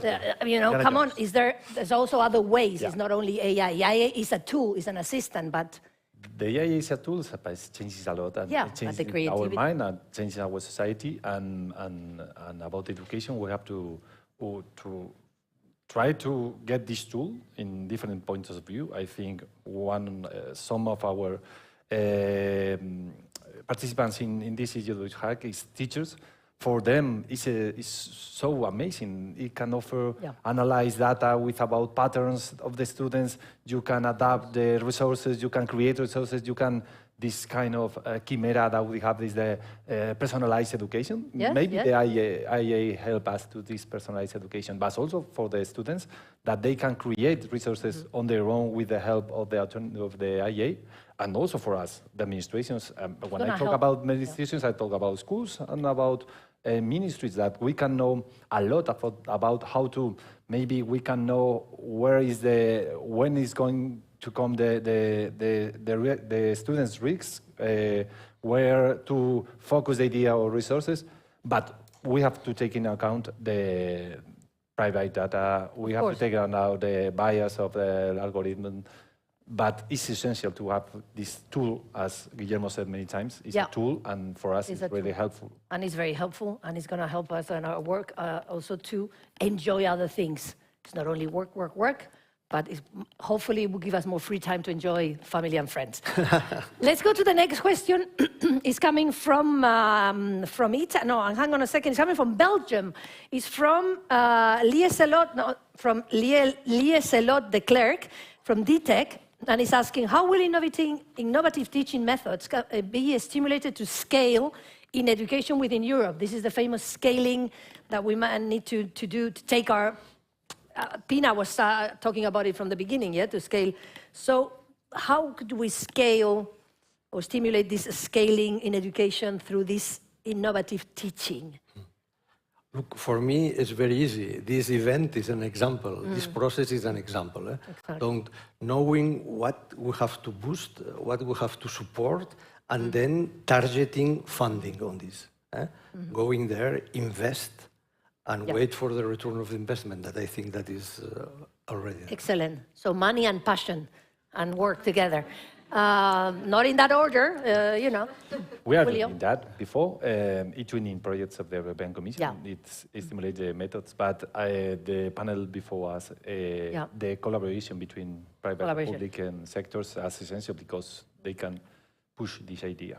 And Arturo, communicate. We have to communicate a bit more. Maybe we do so much work that it's, there was some of the panelists or audience, they were mentioning that we have to tell the world. There's a lot of people that don't know. So add to the bag of passion, money, and work, communicate. So you are absolutely right. I think that it has been said also, saying that sometimes, even more when you are not in the bubble of Brussels, it's difficult to see how solutions, how different actions or supports one can find. And indeed, with communication and simplification of the ways that we can support and help, it should be even better.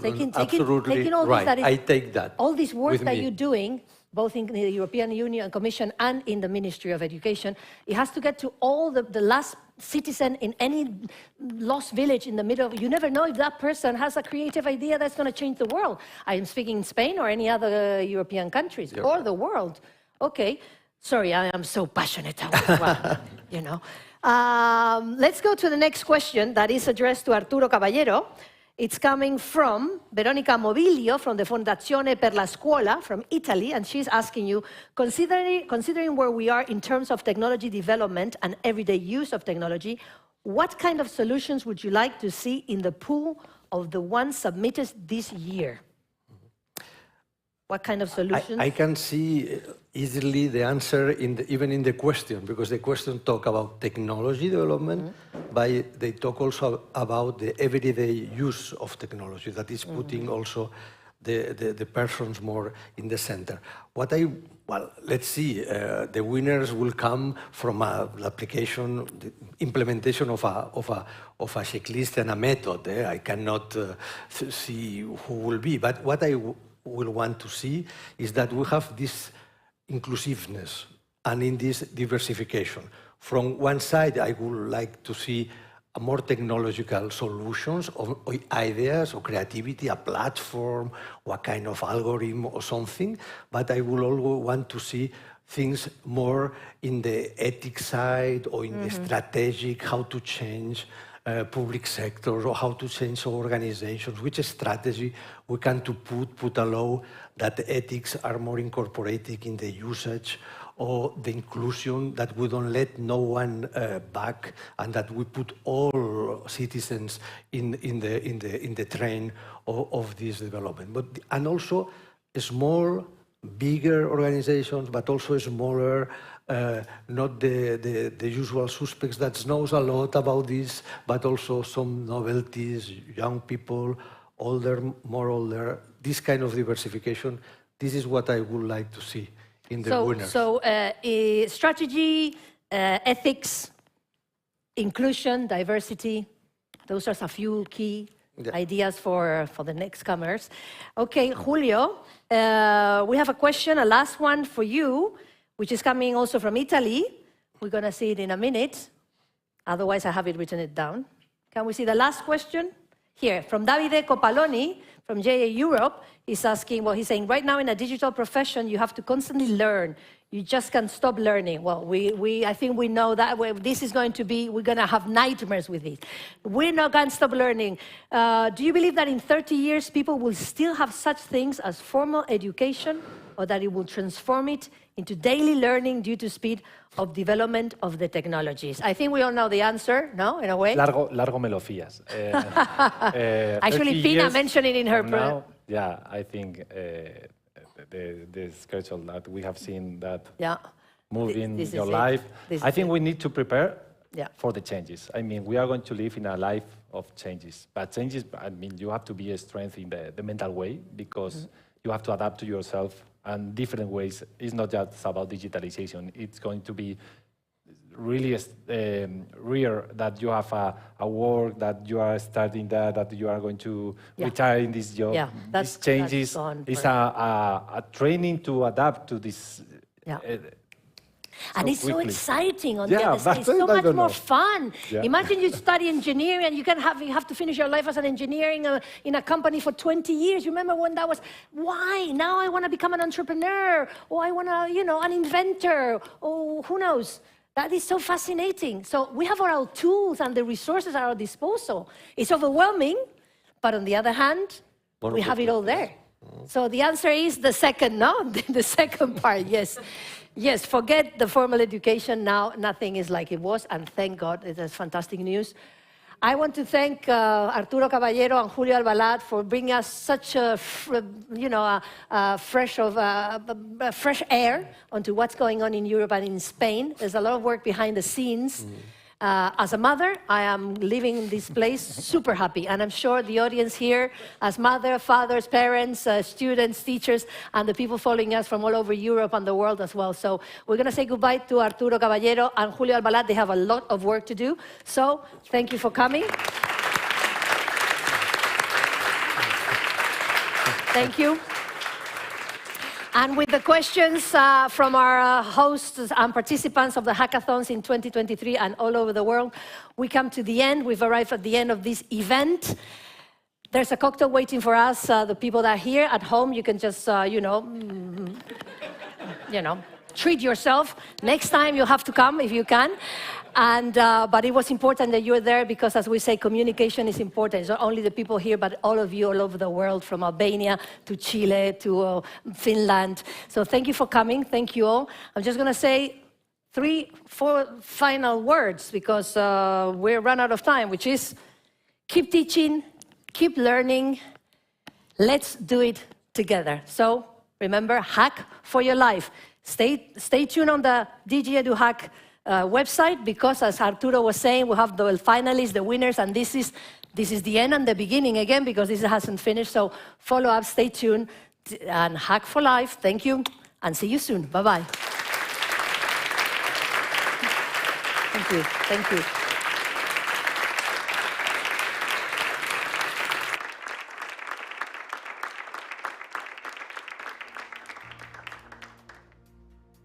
If the streaming is gone, Arturo, Julio,